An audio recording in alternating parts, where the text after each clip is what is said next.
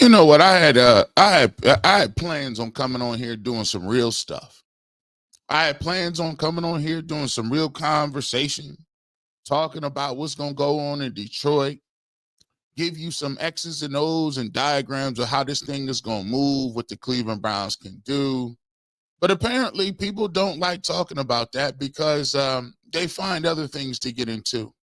And as the system rolled through, and as the news breaks, and as things in the news cycle move along, I pull up, and every time I do something, every time I look around, it's just more random garbage noise, right? And so this time I went and looked around, and I was gonna play nice with y'all. I was gonna be very nice to you. I was going to roll out the season, and I was going to put my G. Bush analyst hat on and just say, you know, let's go ahead and analyze the game, and we're not even going to do too much, man. Whoever's in the game, I'm going to tell you what they did right and what they did wrong and what they need to do to improve and all that good stuff. But that ain't good enough for y'all. And then I come to the conclusion that's never been good for you. That's never what your agenda has been. You see, we got to get to this. I was going to let y'all be, but now the gloves are off. I'm going to just have to keep it 100% real with you. And by the way, this is a Shedeur Sanders conversation. So if you're triggered by having to talk about Shedeur Sanders, please see yourself out right now. This is the level of energy G. Bush has this morning. I don't have no time for no plan.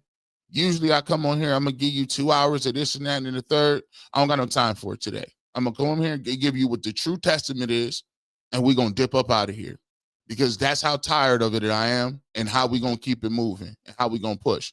The energy is different on this show today. This is one of them ones, and get your coffee ready and get ready to go because we got to talk about some stuff, and you saw the thumbnail, right? It's time to blow the cover off this thing. Trying to blow the cover off of it because you was trying to act like that you was trying to be honest. You honest people. You actually try to act like you was just being honest people about football and what happens and I realize y'all been lying from the jump street. Y'all been lying through your teeth.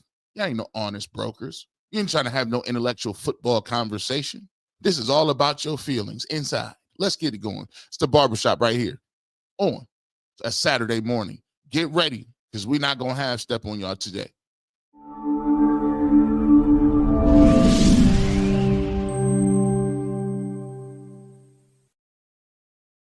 Quality, service, atmosphere. You're next in the chair. Feel at home in the Barbershop. G. Bush offers a fresh cut on sports. The Barbershop isn't just grooming for guys. It's culture, it's lifestyle, it's sports. And it's now the Barbershop is giving the sports scene a sheer shave and shine. Join the makeover now. Follow Garrett Bush at GBush91 on Twitter.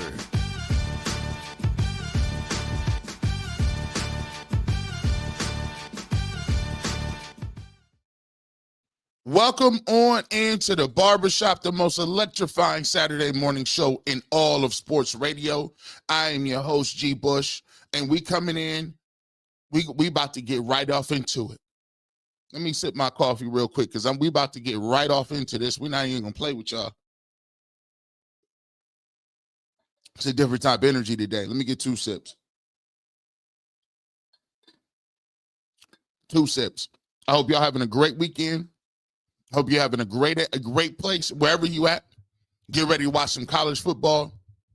But over the last couple of days, this is your news cycle. I turn on ESPN. I turn on stuff. And the one thing that I want to say is people be lying so much. They'll set up a move, right? They'll set up a move, ask somebody a question, and then run back and then make something of it. You see, for me, I don't appreciate the Shador stimulus package. I don't like it, bro. I don't like it because it serves two things. It serves two things here. I don't like the fact that you sit up here and try to act like people is some sort of zealots, some people are some sort of cult followers, but then you put out inflammatory stories so that you can get those same people who you think are zealots to comment on your little stories. And then you laugh and kiki and haha about it. I don't like it. And so this little narrative, how y'all want to move is you act like you have any cachet or goodwill built up where we got to entertain you. I'm the biggest Browns fan probably in the media. Listen, I tell people all the time unapologetically that I don't have no other teams. I've been watching the Browns since the beginning of time. I don't root for other teams. I got 4 teams. I watch the Guardians. I watch the Cavs. I watch the Browns. And I watch the Ohio University Bobcats. I will watch Ohio State. I don't have an up top rooting interest for them, but they are a team in my state, and I got a lot of people, dear friends, that went to that school. So if it's Ohio State versus Florida, I'm going to roll with Ohio State. It is what it is. But I got the 4 diehard teams is my teams. So even when I say this, even when I bring this type energy, understand I'm bringing it with love. The Cleveland Browns do not have no sort of cachet, no sort of backing to where you can actually press something upon somebody where we got to conform to what you talking about. You ain't won no games. You ain't been to no Super Bowls. Your coaches half the time don't know what they're doing. They fumble bags on draft picks. And you think people have to literally come in here and shuck and jive and tap dance for y'all. Right? You think people really got to conform to what you're doing. I'm going to give y'all a little heads up. Half y'all don't even know what y'all talking about. No clue. Half of y'all don't even know what the game of football is and what you're doing. I'll just keep it real with you. And you feel like this isn't about whether Shedeur Sanders can play or not. This ain't about whether Shedeur Sanders is a good person or whatever the case is about. It ain't got nothing to do with him. It got to do with you. Now, you may say, G. Bush, what are you talking about? If you've been under a rock, let's take a look at it. And by the way, you now have time, because I'm about to go all the way in. You have time now, people, to pick up your belongings and, I don't know, go watch watered down content if you want to, because we about to go in. Speak now or forever hold your peace. Give them a little time. I'm going to sip my coffee, and then we getting into it. I ain't trying to hear, oh, my gosh, he's putting a cape on. Oh, my gosh. We have a game this week against the Lions. He's talking about Shador. Get out of here. Somebody tell you to come over here. Y'all ready? Here we go. Let's cook. Now, I wake up. We doing content. This is what is breaking news on every station. I had to say, what the heck is going on? I had to look twice. What did somebody say? Did he kill somebody? Did he cuss the coach out? What happened to that? This is what he had to say yesterday that made waves all around the country. That's nothing I can't not answer, but I know for sure I'm not. I know if you see the quarterback play in the league right now, I know I'm capable of doing better than that. That's what he said. Let me run it back. Let me run it back so I can I need to parse this. I need to figure out what he said. That's not nothing, in my place to answer. That's nothing I can't not answer, but I know for sure I'm not. I know if you see the quarterback play in the league right now, I know I'm capable of doing better than that. That was his comments. Those were the controversial comments that took the world by storm. We'll play it again one more time like we Dr. Umar. If you say things in threes, it sometimes comes across a little stronger. That's not nothing, in my place to answer. That's nothing I can't answer. Not answer, but I know for sure I'm not I know if you see the quarterback play in the league right now, I know I'm capable of doing better than that. See, Shador, let me have a conversation. Let me talk to you real quick. Let me talk to you real quick. Nope, we're not gonna do this no more. Let me talk to you, Shador. What you said,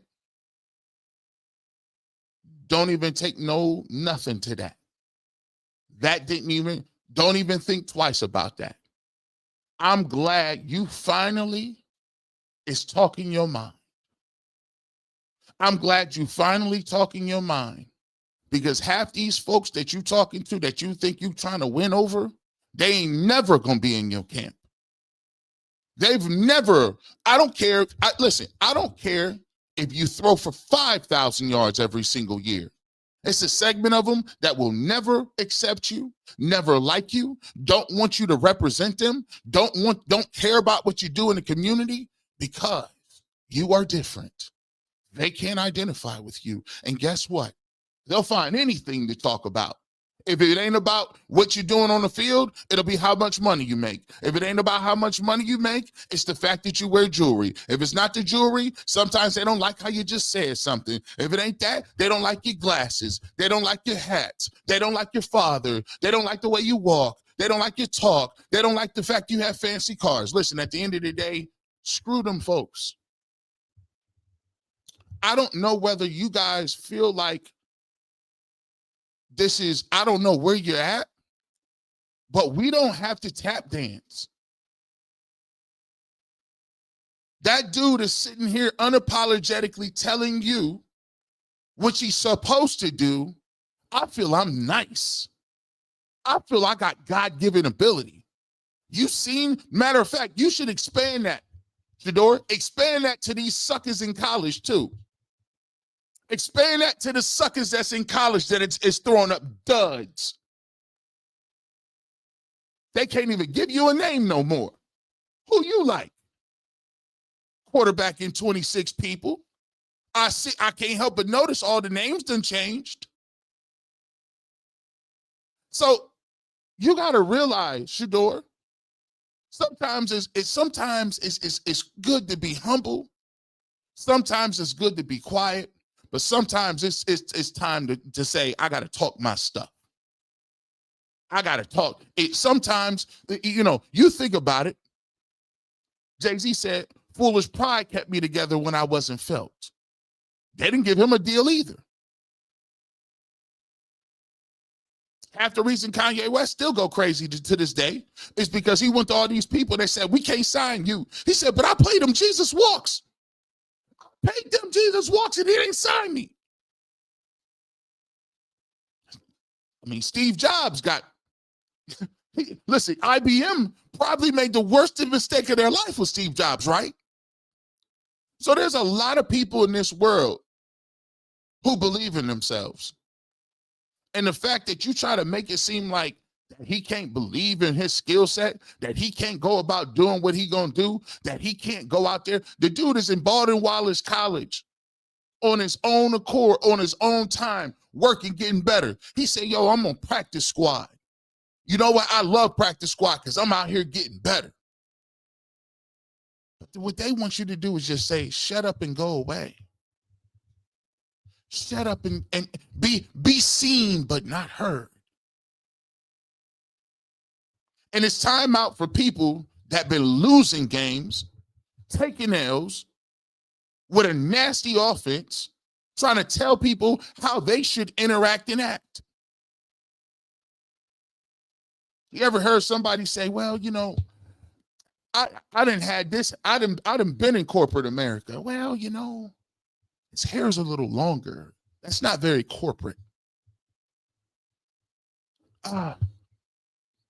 Doesn't really fit the culture. Your culture is losing. Eric Dickerson, tell him what everybody else think of us. When I played, I mean, they were decent. I think they were. I didn't make that up. That's true. That's true. That's true. That's a true statement. I mean, I got it from an inside source. The guy who works for the National Football League.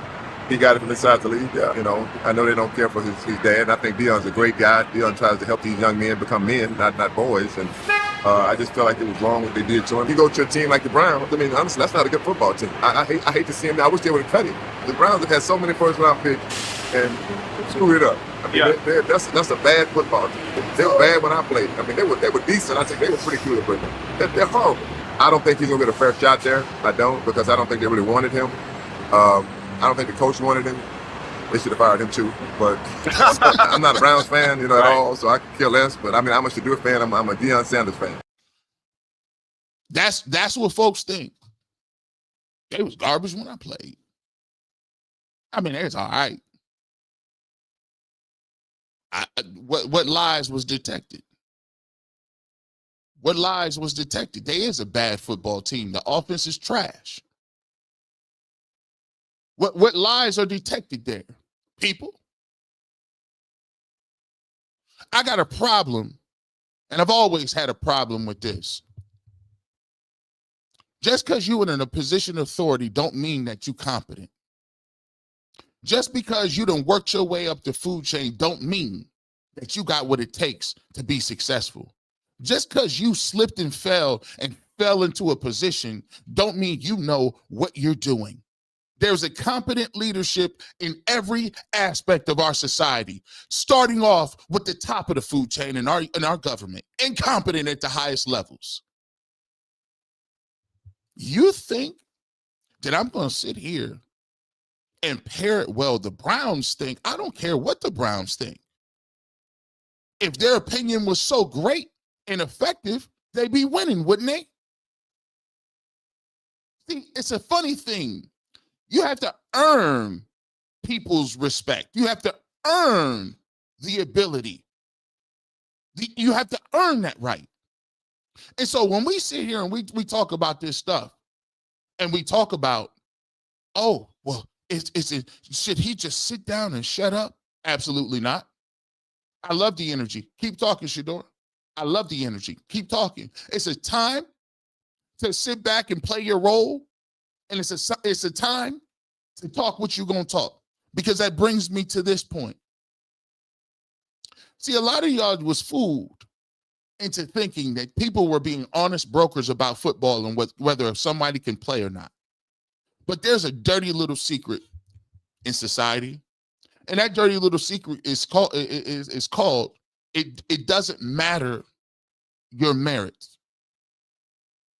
You say, well, I thought wins and losses and merits were what controlled whether or not you got what you got in America. No, that's not it.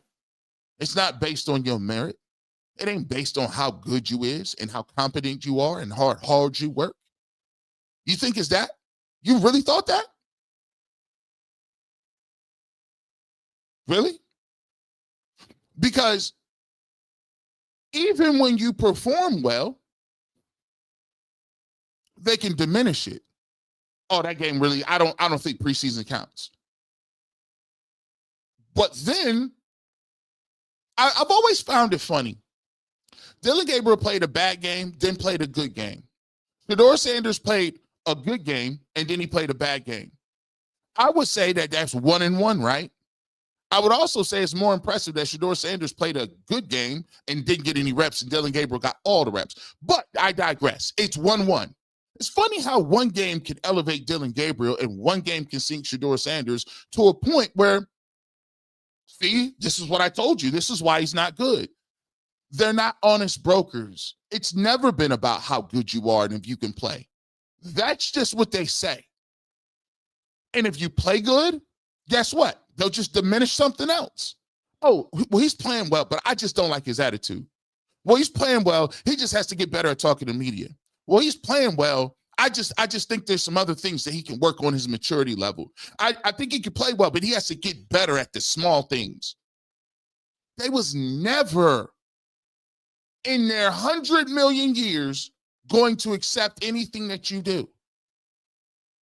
So the key is, We'll keep moving it as long as we keep moving it and moving it here and moving it here and moving it here. It's always going to be a problem.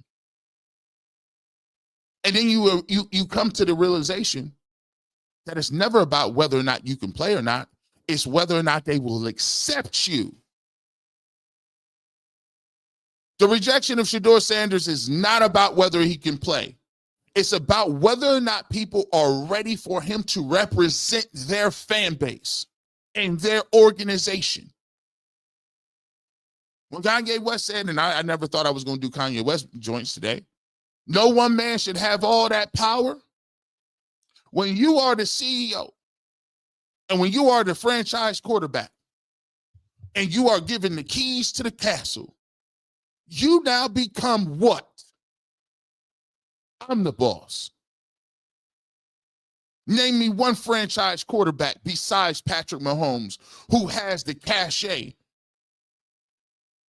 Who has the cachet to say I stand on my own merits? That's Andy Reid, because he was doing it way before that. I've been nice in this league. It's only a couple of them. But who Zach Taylor worked for in Cincinnati? Joe Burrow. Who John Harbaugh worked for? Who he worked for? Lamar Jackson. Doug McDermott. Who he worked for? Josh Allen, who he worked for. And the reality of the situation is, when you give that power away, if Shedeur Sanders want a receiver to get another weapon, guess what Andrew Berry has to consider? A receiver. If he come to him and he a franchise quarterback and he say, hey man, we need to go out and spend some money in free agency, guess what they got to do? If the owner is moving around and Shedeur Sanders say, I don't agree with that, you got to have a conversation now, because the franchise quarterback is the most powerful position in all of sports. So understand, do you want somebody who's unapologetic, goes off on his own, does what he wants, speaks his mind, is articulate, and got a bunch of people behind him that is going to roll and rock what he say? Do you want to make him and his father the first family of football? Heck no, you don't.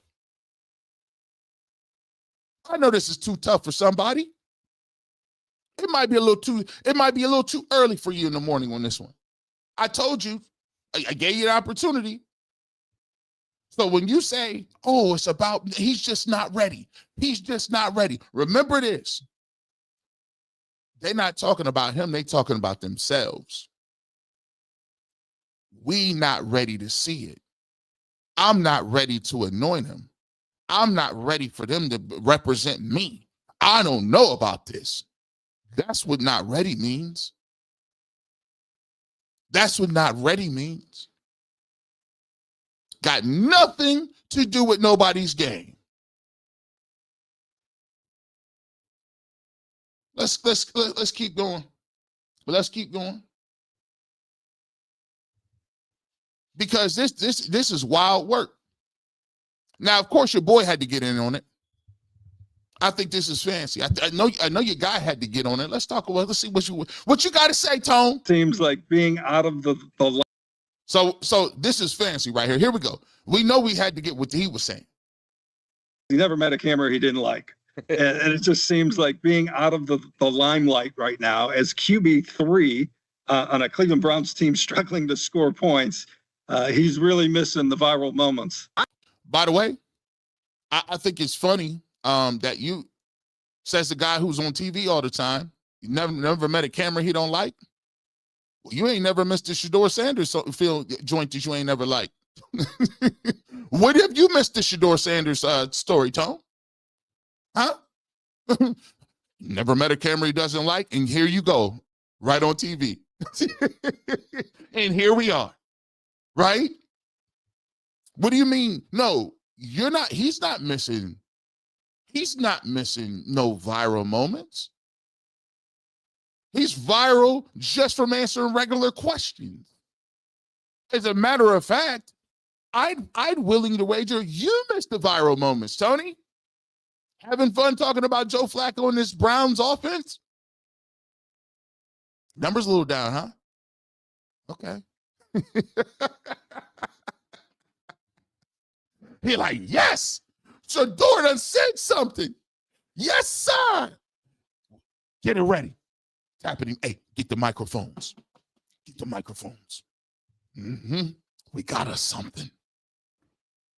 He was saying it like he was hungry. We got us something right here. Something delicious. We got one of them Shedeur snacks. Get the microphones and the cameras going. Oh, we got us something. He can't even control himself. He's stumbling. Watch out. Look at it. Look at the smile on his face. This is what the Shedeur stimulus package is. Look at the smile on it. We got us one. Here we go. Look, he can't even hold it back. Hey, come on, man. Y'all cats think y'all funny. I know what y'all be doing. I be knowing. I ain't gonna hate. Get your clicks up, dog. I ain't gonna hate. Here you go. He never met a camera he didn't like. Look at his face. And it just seems like being out of the limelight right now as QB3 on a Cleveland Browns team struggling to score points. He's really missing the viral moments. I laugh about it because I don't take him too seriously anymore. I'm sorry. After that Rams game, I need evidence that he could play. Listen, I don't take him serious anymore. I need evidence. Tony, your evidence don't count. Let's just keep it real. Let's just keep it real, Tony. You act like people is pulling up for your analysis. We pulling up for your quarterback analysis. Like we don't like. Here's the thing. I don't need. We don't need. I am not auditioning for you guys. We are not auditioning for you. Like the fact that people think like this is the arrogance level people be having. That we got to audition. Shedeur Sanders has to audition for you. We better stop paying attention to what you was talking about way back in the summer. You sullied yourself in the summer with that quarterback chart.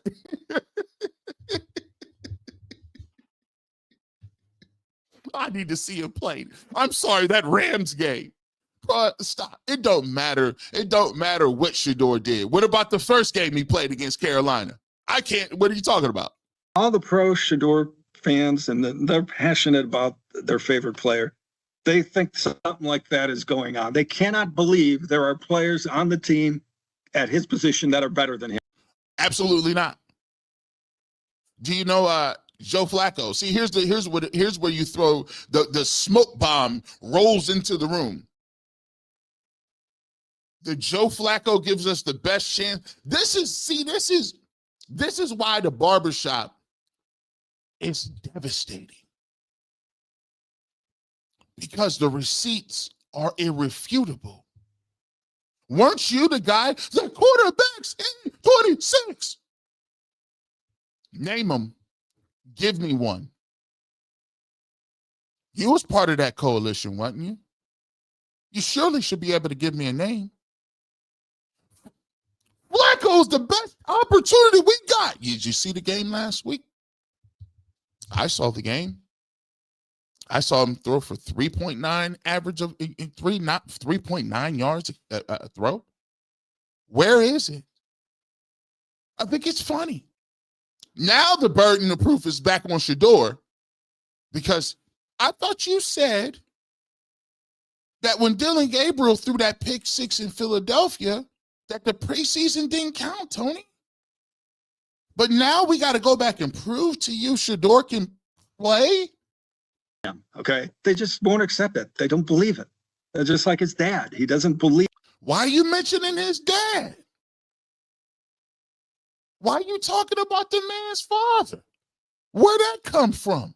See, if you just put a microphone in front of people's face, they'll tell you what they're talking about.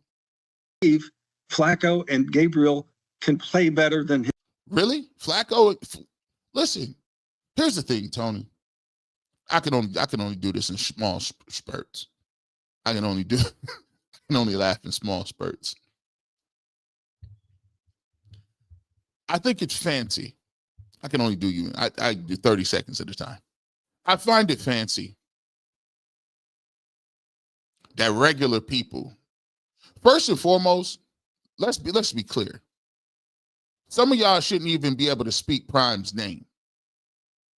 Prime, you can't say it, I'll say it for him.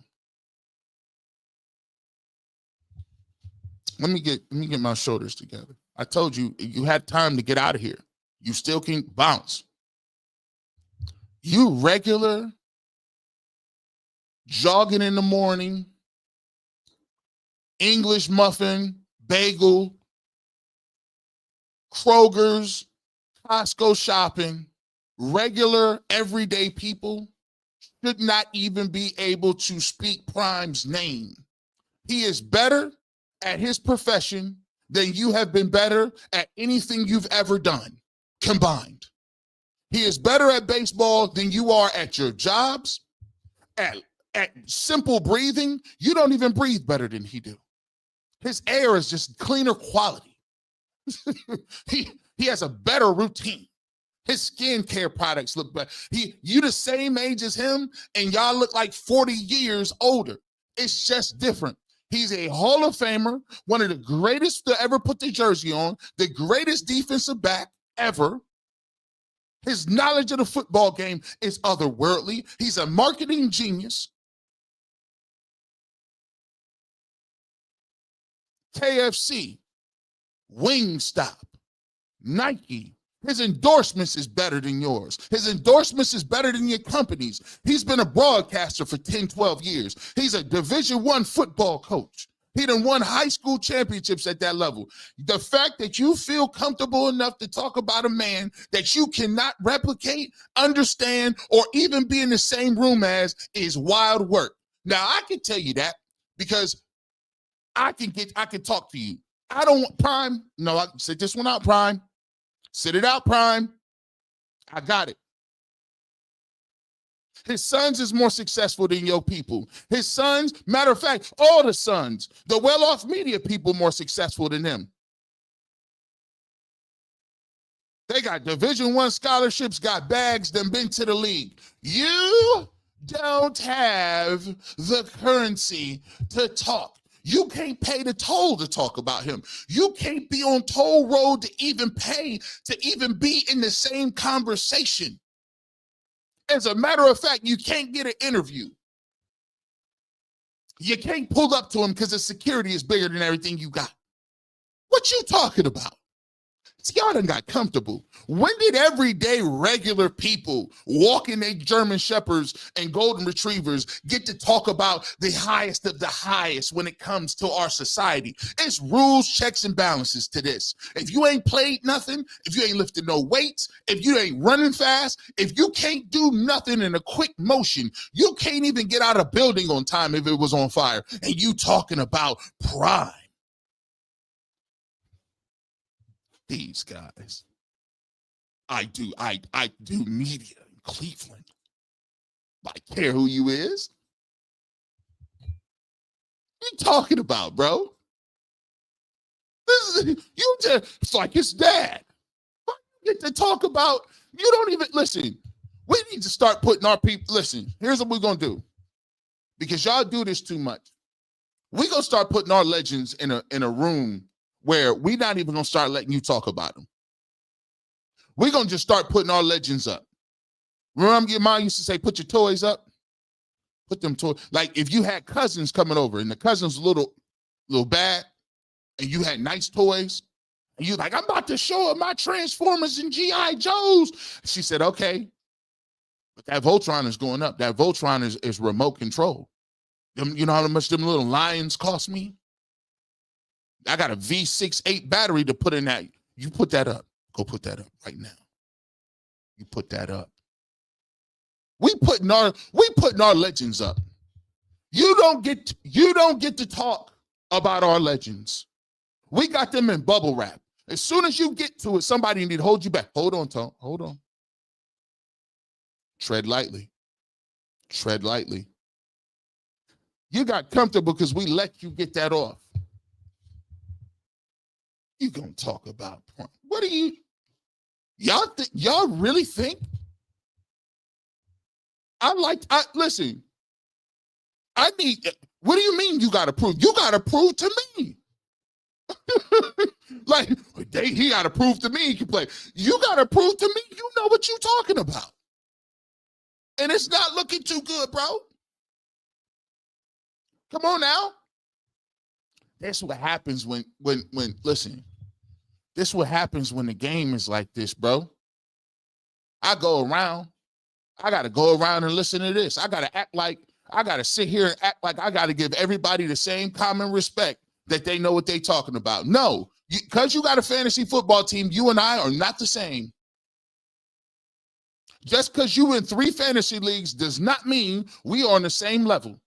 You know what you have to do? There's a thing called conditioning. They made people like you quit. We got to get these dudes up off the squad. We got to get these dudes up off the squad. We like, dang, bro, they got these regulars out here. When the regulars come, you know the coach is trying to get them up off the squad. Back in the day, even when you playing pickup basketball, if you was a regular, they would just take your winners. Nah, you're a regular. I got winners. No, you don't. I was here. We already got 5. And see, this is the thing. Even when I'm talking like this, it's still going over heads because you didn't play pickup games. People try to, listen, I played Division I basketball in high school. I played Division I baseball in high school. I played all sports. See, we be letting y'all feel comfortable. I don't care how long you talk about something. You comfortable now. I got to defer. We're not deferring. We're not asking you. We're not saying, hey, you feel good about what Shedeur is doing? We don't care. We just don't. I told y'all this was one of those, the gloves is off. This is how I'm rolling with it. The gloves is off, bro. Because it's become very evident that it's the everybody but Shedeur. We are willing to, and here's why. Listen, you say what you want, but this is irrefutable, and this is why they be looking like G. Bush dude. In my mind, even though this is irrefutable, even though I got my reservations, and I've been vocal about my reservations with Dylan Gabriel. Everybody know that. Do I think he's nice? No. Guess what? My integrity level still says, well, if you got him so high, let him prove it. Put him in the game. Because he can't be worse than what Joe Flacco doing. That's honorable. That's honorable. Y'all don't share the same traits that I got. You just don't. Even if I don't believe that he is good, I come from a place where every man get an opportunity to prove what he's worth, so that he can stand on his own merits inside of football, outside of football. And he said, let my work show and prove. That's what I believe in. Because I know all too often that a lot of people don't ever get an opportunity. They just use politics to keep you over here. And I ain't talking about who you voted for. They use certain things to keep you tucked away here, that never give you a shot here. It never worked out for you here. I know all too well about that. So guess what? When they say, okay, Dylan Gabriel, we picked him in the 3rd round. We took him over this dude. We think he is, okay, cool. Put it out there. And you don't even take that. You won't even accept that. You know why? Because I'm willing to see what you're talking about. I'm willing to see what you're talking about. But you don't do the same thing. Y'all notice this? Put it in the chat if you notice. Not slick. I've listened too much. Y'all think y'all let these little outfits get to y'all, these outfits and these fits and these fitted hats. Yeah, I listen way too well for y'all and understand. Y'all notice how everybody talks about this like this. All right, well, we could put Dylan Gabriel in, And if Dylan don't ball, if Dylan don't do this, if Dylan, we can always go back to Joe. You see how it done skipped? They cool with putting Dylan Gabriel in, right?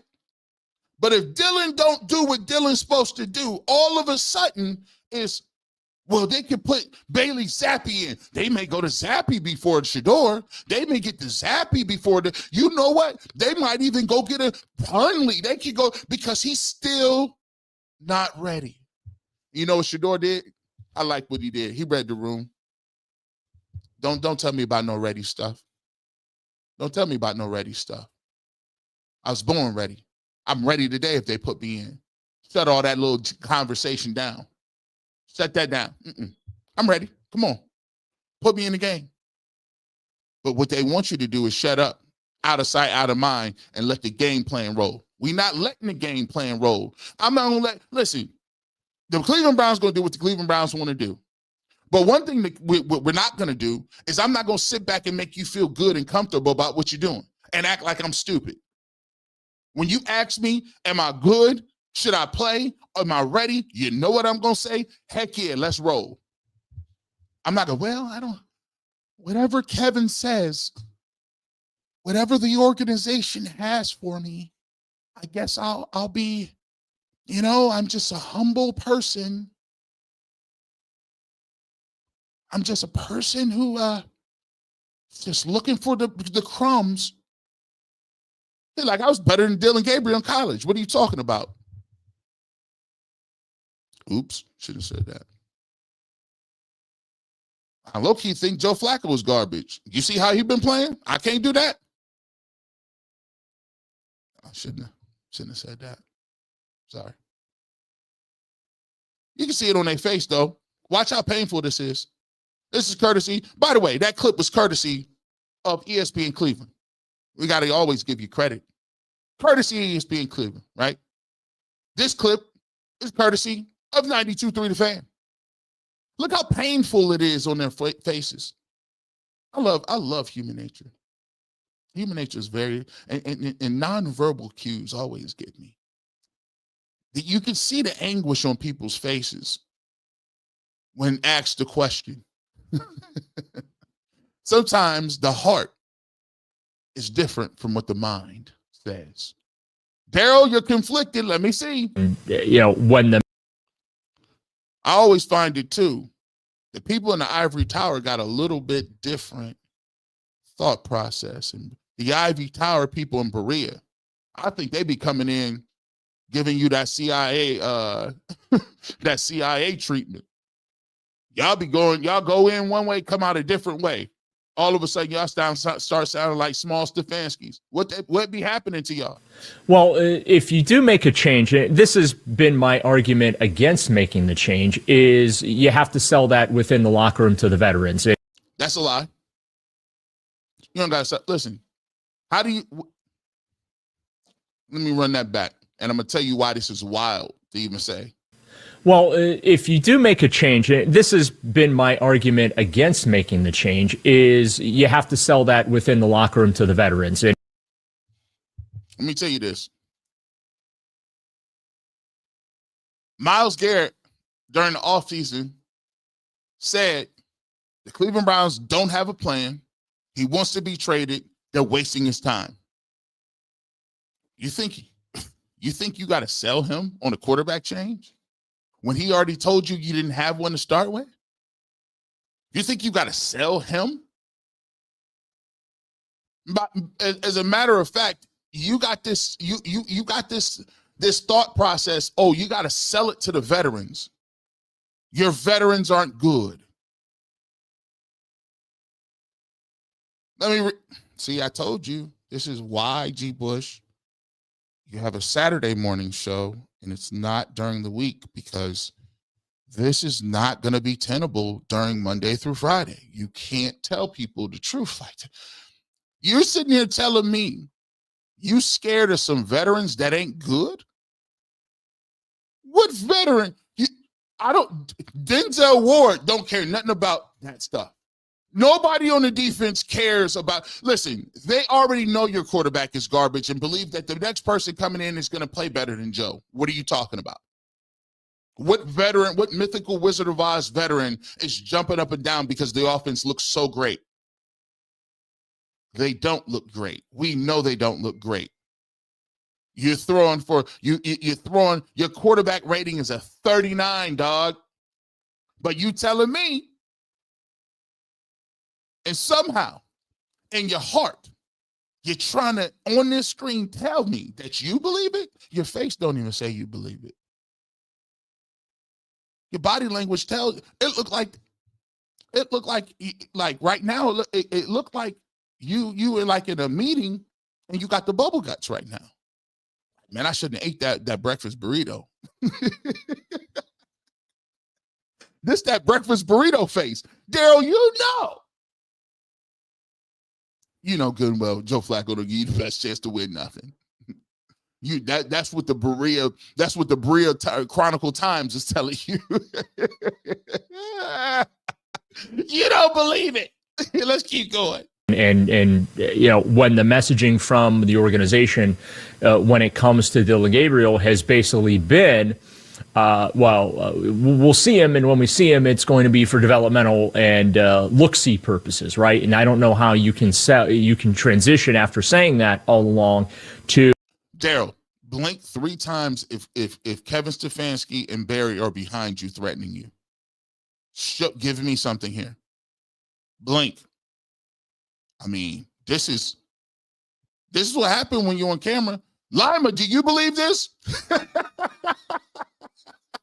Lima, you believe this, bro? Dylan Gabriel, who is a 3rd-round pick, now gives us the best chance to win a football game. And frankly, I don't believe that.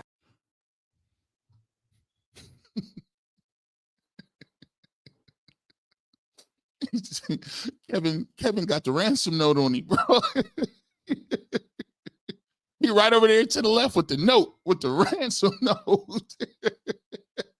You tell him my demands. I need an unmarked Boeing 747 jet, fueled with a one-way clearance, and you don't try anything funny. You better not have the F-150s behind me. I need 3 parachutes, unmarked bills. And I still think that in spite of the offensive struggles, that Joe Flacco does in fact give them the best opportunity. Really? Dude, hold on. I shouldn't stop this in the middle. Mr. 2 touchdowns and 4 picks, 3.9 yards per throw downfield. What about missing a wide open dude over the middle of the field? He give you the best chance. Can't move. He's 40 years old, and this is you selling us. The Indianapolis Colts went to Daniel Jones. He was there last year. They're like, sorry. Opportunity to win. Just it's unfortunate right now he's not doing enough to help them win consistently, at least as we have this conversation 3 games into the season. That obviously always can change. I am not optimistic as far as Sunday goes that all of a sudden we're going to see some massive turnaround because, as you said, Ken, this is a very good Detroit Lions team. So why does it give you the best chance to win? See, I just need people that will actually just be honest about it. I just don't have the energy to play nice anymore. I mean, come on, man. Come on, man. You sitting here telling me he give you the best chance to win, but you're not optimistic. He give you the best chance to win, but he's not playing good enough to help you out. He gives you the best chance to win, and all while not seeing other people that you drafted on your roster. Here's the point. The point is, these people feel like they are so smart, so cool, so suave and debonair that they can lose games on purpose, play a 40-year-old quarterback, not give people an opportunity to play, and tank and go into next year and do the same thing over again, and we're just going to show up and handle money. Now, listen, they are correct in assessment. 50% of these people will follow like sheep. They will follow down to the ark and give them the money, because the problem in our country is that poor people or people that work very hard for their money, that is trying to live day to day, we have an infatuation with the upper class that we give them our money. We pay the most taxes. We get done the wrong. We don't get no breaks. Our houses blow down. We don't get no aid. Listen, our crime rate is the highest, and we somehow bow at the altar of these people and continue to give them money, continue to give them adoration, and to give them time and patience. It's what we do. It is brainwashing 101. So they are correct about 50% of our population. But Daryl, please blink twice if Andrew Barry and Kevin Stefanski are really in the room right now, because right now I don't think you believe this. They are, in fact, Super Bowl contenders, similar to the Green Bay Packers. But you know what? A lot of folks didn't give them a chance to beat the Packers, and they went ahead and did that. No, Myles Garrett and Denzel Ward in the defense beat the Packers. Stop it. And this is the same Myles Garrett that you wanted traded because he said you didn't have a plan. Myles is not a leader. Yeah, that leader got you a game. That's the same guy. Although I don't expect a 13-10 type of a scoring game. My number one question with this team is, are they even capable of scoring 20 points? How is it that your number one question is are they capable of scoring 20 points? But at the same conversation, he gives you the best chance to win. I can only take. I'm gonna shut up so we can play this through, because I can only take so much before I can't play the game. In a game, the expansion Browns in 1999 could score 20 points in a game. The 1-31 Browns could score 20 points in a game. This current team, 3 games into the season, incapable of scoring 20 points a game, and that does have me a little worried, even though we are still early in this. So why did we even have the conversation then? What are we talking about? You said a 1-31 football team can score 20 points and this one can't. But you have the blind faith in Kevin Stefanski, who's the architect of this offense, calls the plays, picks the players. You're telling me that this is all okay? Come on, man. Is anybody but. Let's continue on. I ain't going to be here too long. I don't got time for it today. I just don't. Because now let's get to this. I see some points in time, they're going to they got to slip up and give you the real. Because it's going to come. They're going to slip up and they're going to say it and be like, ooh, that was real talk. I was on a show yesterday. Now watch this. I predicted this. Y'all say what y'all want. I predicted it all. I had a crystal ball since this offseason. I told you what it was with the first quarterback class. Now, mind you, even though this is how I come to the conclusion, Joe Flacco playing terribly, he still gives you the best chance to win games. That's a cliche, and it's something that you be said when people don't have proof for anything. The best chance to win games is a made-up, mythical, random filibuster that says, I know that the rules are what they are. I know what the data says. I know what the play on the field looks like. I know what the statistical stats look like, and I see the eye test. We understand all that, but that doesn't matter. It only matters in my heart that he gives us the best chance to win football games. You see how this works? It's not based in reality. It's not based in factual anything. It's based in conjecture and random circular arguments about thought head canon. I'm sorry. I'm sorry. I'm just gonna. This whole industry is built on straw houses. And the second you move one of them little pieces like Jenga from the bottom, the whole house of cards falls down. Because you start to realize that it's not based on anything factual or structural. It's based on conjecture and random narrative-based commentary. So let's continue on with this. Now, I told you wasn't no quarterbacks in this draft. It done swept the world. It done swept the entire world.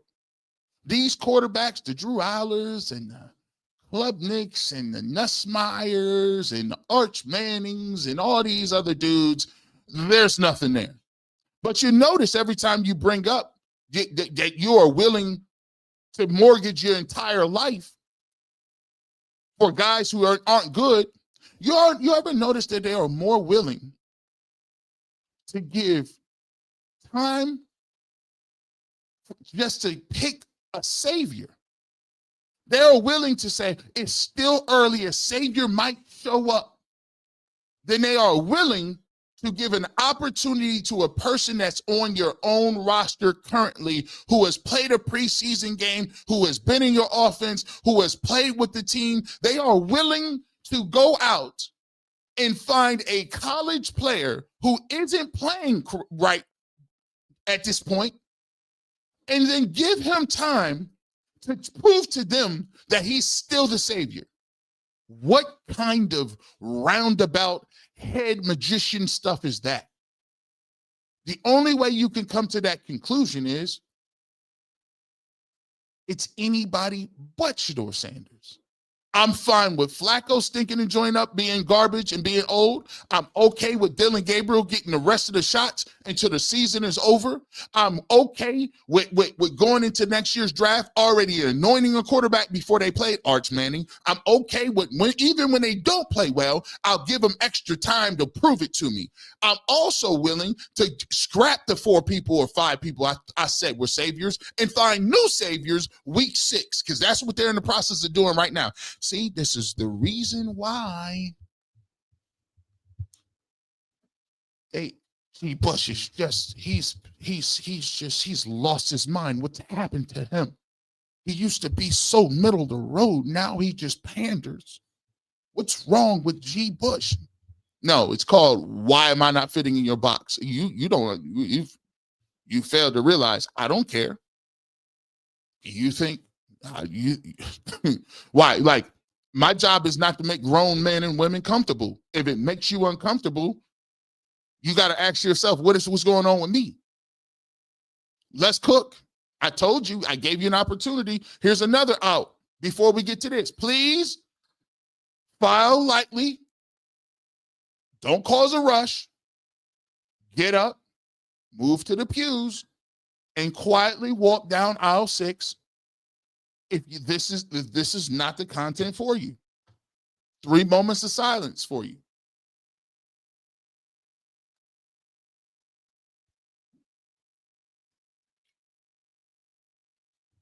There you go. You've had your time. Let's get to Exhibit C. I get proof. Not only do I not come on here doing the extra, I give you proof.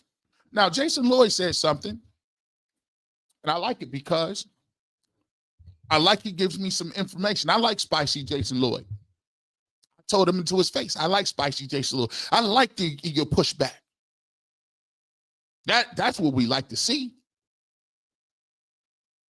Because I really want to see what they're thinking. See, sometimes don't kill the messenger. Jason Lloyd didn't pick the players. The Browns is picking them. And I need to know what the Browns is saying. And this is how I could come up with my theories, because I just understand. Let me share my screen real quick. Now, to be perfectly, you'll see it in here. He says, I don't know anything. They didn't tell me. This is just me thinking. But this goes to the parts, right? That a person, let me pull it up and make sure I'm correct. Let me pull it up. Make sure I'm correct before I say this, because I want to be crystal clear. I do.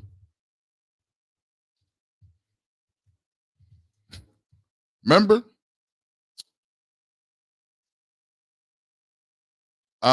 Remember what I said just a couple of years ago? Let me see. Remember I said what a couple of years ago?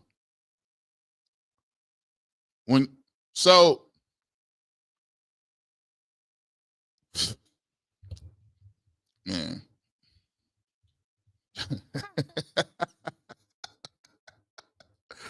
I got to show you. I got to show you. I got to show you. Got to show you. Now, this before I get to this video, we're going to get to this. Y'all say whatever you want. I give you receipts. Whatever you can say you don't agree with G. Bush, how G. Bush move, what he be saying. Every single time I come on here, I don't say nothing. I give receipts. I don't just give opinion. Now, remember I told you a couple of weeks ago, people always talk about this in the court of law. If the facts are not on your side, you process. Case in point, if they find the evidence that they need to convict me of a crime in my house, red-handed, they got my DNA on all over the place. You know what you do? DNA is ironclad. What are you gonna say? That's not your blood? That's not your DNA right here, sir? When that's against you, you argue, process. Well, yeah, that's my DNA, but how'd you get my DNA? Yeah, that's the DNA, but did you collect it correctly? Yeah, that's my DNA, but did you lose a couple of samples during the whole process? Oh, that's my DNA, but that detective over there, he was on suspension for drug and alcohol. Can we get his case record? Oh, yeah, he been showing up to work. See, when the facts aren't aligned with you, you argue, process. When the facts ain't on your side, and the process ain't on your side, where they say, listen, sir, well, there was, we had this ran by 7 or 8 independent factories, independent labs. It is your blood. And we've had our internal investigations go look over our entire process in our inventory. And guess what? We haven't had a messed up sample in over 10 years. Our internal investigations, their audits are 99.9%. And by the way, we even turned this over to 7 independent people that looked over and found no errors, sir. So now, the process is ironclad. They got the smoking weapon right there, and they got your DNA. So now the facts ain't on your side, and the process ain't on your side. You can't even knock that. So what you do? You just yell like hell. You just scream. You throw your hands up. Look, blue unicorn over there. Blue unicorn. See, this is the reason why, Judge. These blue unicorns. I can't stand these blue unicorns. I'm here today because them blue unicorns. They was over there, and I can't believe this, man. I'm a good person. I never did nothing to them unicorns. Sir. Counselor, get your client. You know what? You ain't never did nothing for me either. I want a new counselor. Give me a new counselor. I want to represent myself. When you represent yourself, the wheels is off. The wheels have come off your case. We back to this. These dudes don't even have the numbers Shedeur Sanders had his junior year.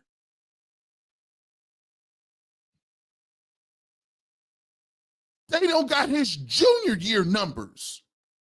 70% completion at junior, 3,230 yards. And by the way, he missed 2 football games. 27 touchdowns, 3 interceptions. 293 yards he threw a game, rating 151.7. Let's be clear. They don't have the numbers he had. If the dudes coming out of college was so nice, why did they come out this year? They was eligible, Cade. They was eligible, Garrett Nussmeier. Where were you at, bro? If you were so cold, generation, you were so generational, you had to come back in a quote-unquote weak draft class where the only 2 names that was mentioned, 3 names was Jackson Dart, Shedeur Sanders, and Cam Ward. You went to school after that. If I'm generational, I'm going after everybody. I'm generational today. You don't just get generational, right? Huh? Okay. Let's look at the senior year numbers. Come on, this 74 completion, 74%, 4,134 yards, 37 touchdowns, 10 interceptions. Oh, I still for 318 yards per game, 168.2. I finished in the Heisman. You don't even got the numbers he had in his high school career. But remember when I said, if the numbers is not on your side and the facts, Yale process. You know how processes get vague. I just had to set it up. Here we go. This is Jason Lloyd on what the Browns are looking for. Let me share my screen. Let's see what we're looking for. Here we go. Y'all hear me? Let's go. I know how Stefanski is. Stefanski is a very calculated. He calculated. If Stefanski does not really want to move to the rookies, he's going to find a reason not to move to the rookies. If, say, for instance, the Browns upset the Lions, now that means they didn't beat the Lions and the Packers. Mm-hmm. That means to me, you're not seeing no rookie play until dang near week 9 or 10. I would second that. Well, I think you kind of have to ride it out at that point. At that point, I mean, if you beat the Packers and Lions in back-to-back weeks and the Lions on the road. You see this? Now watch this. So we're going to figure it out. We're going to find out. It's all in the details. Ask open-ended questions.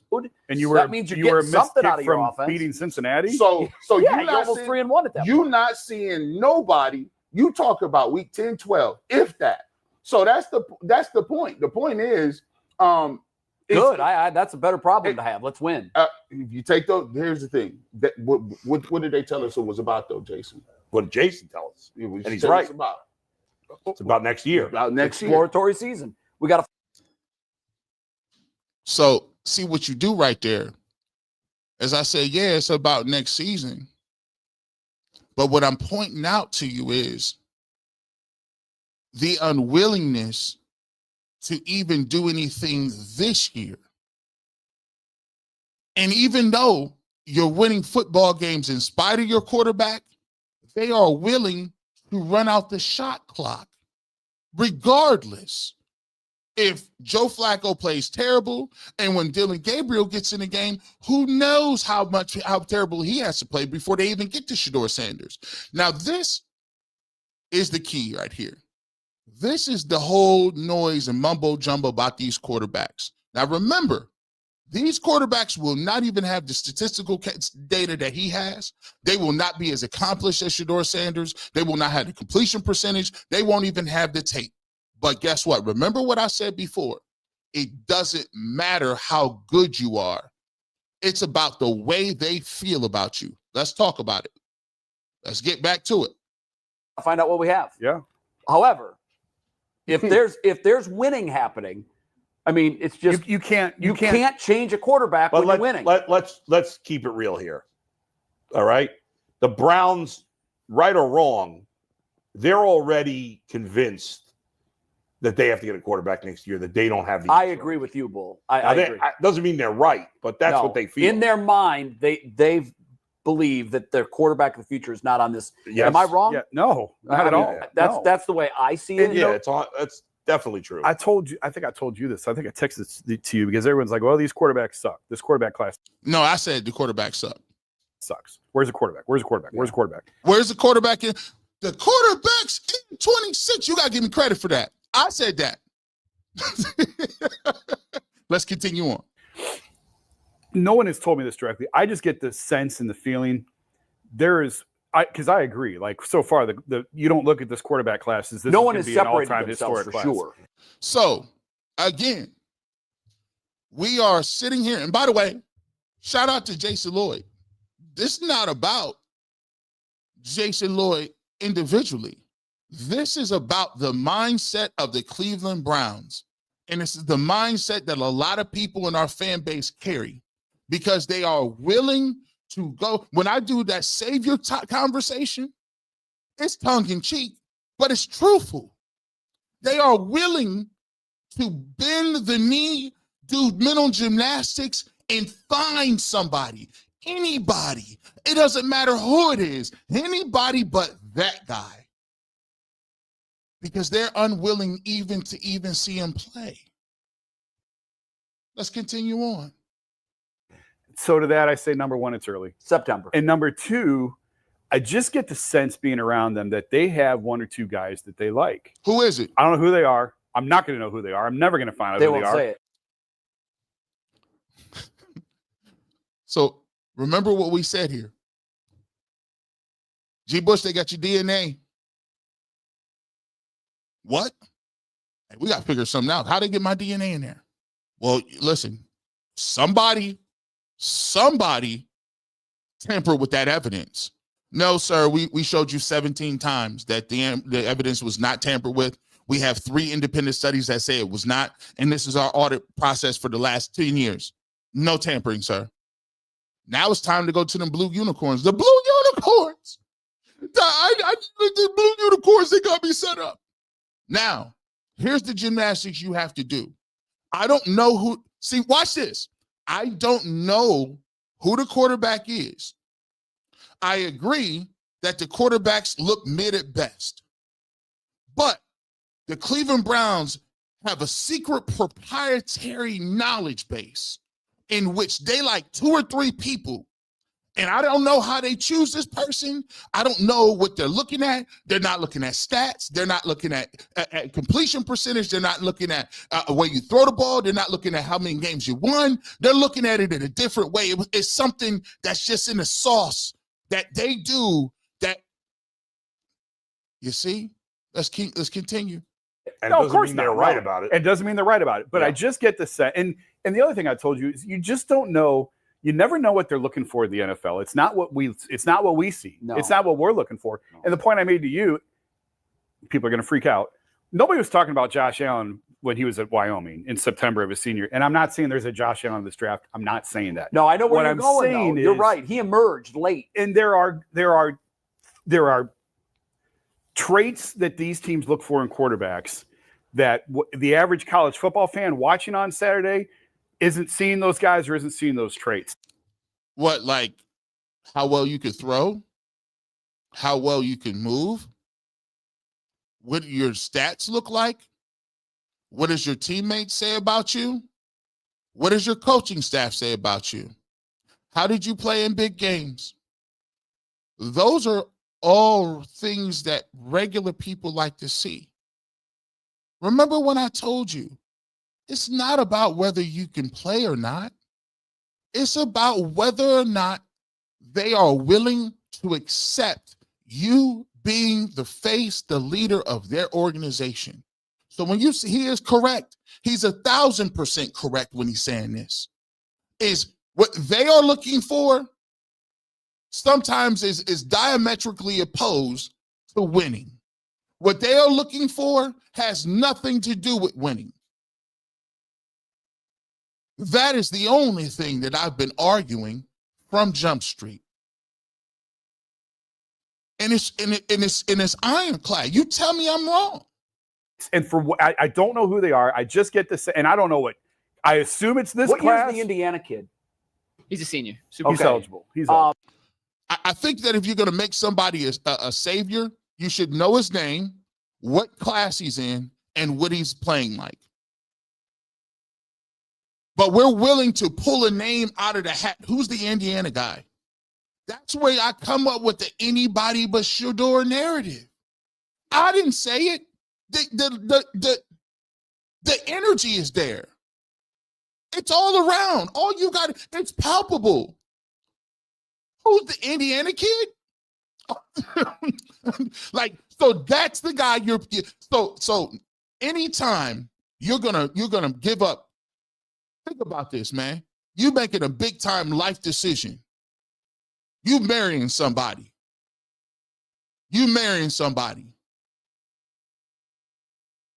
Your parents don't even know who the person is.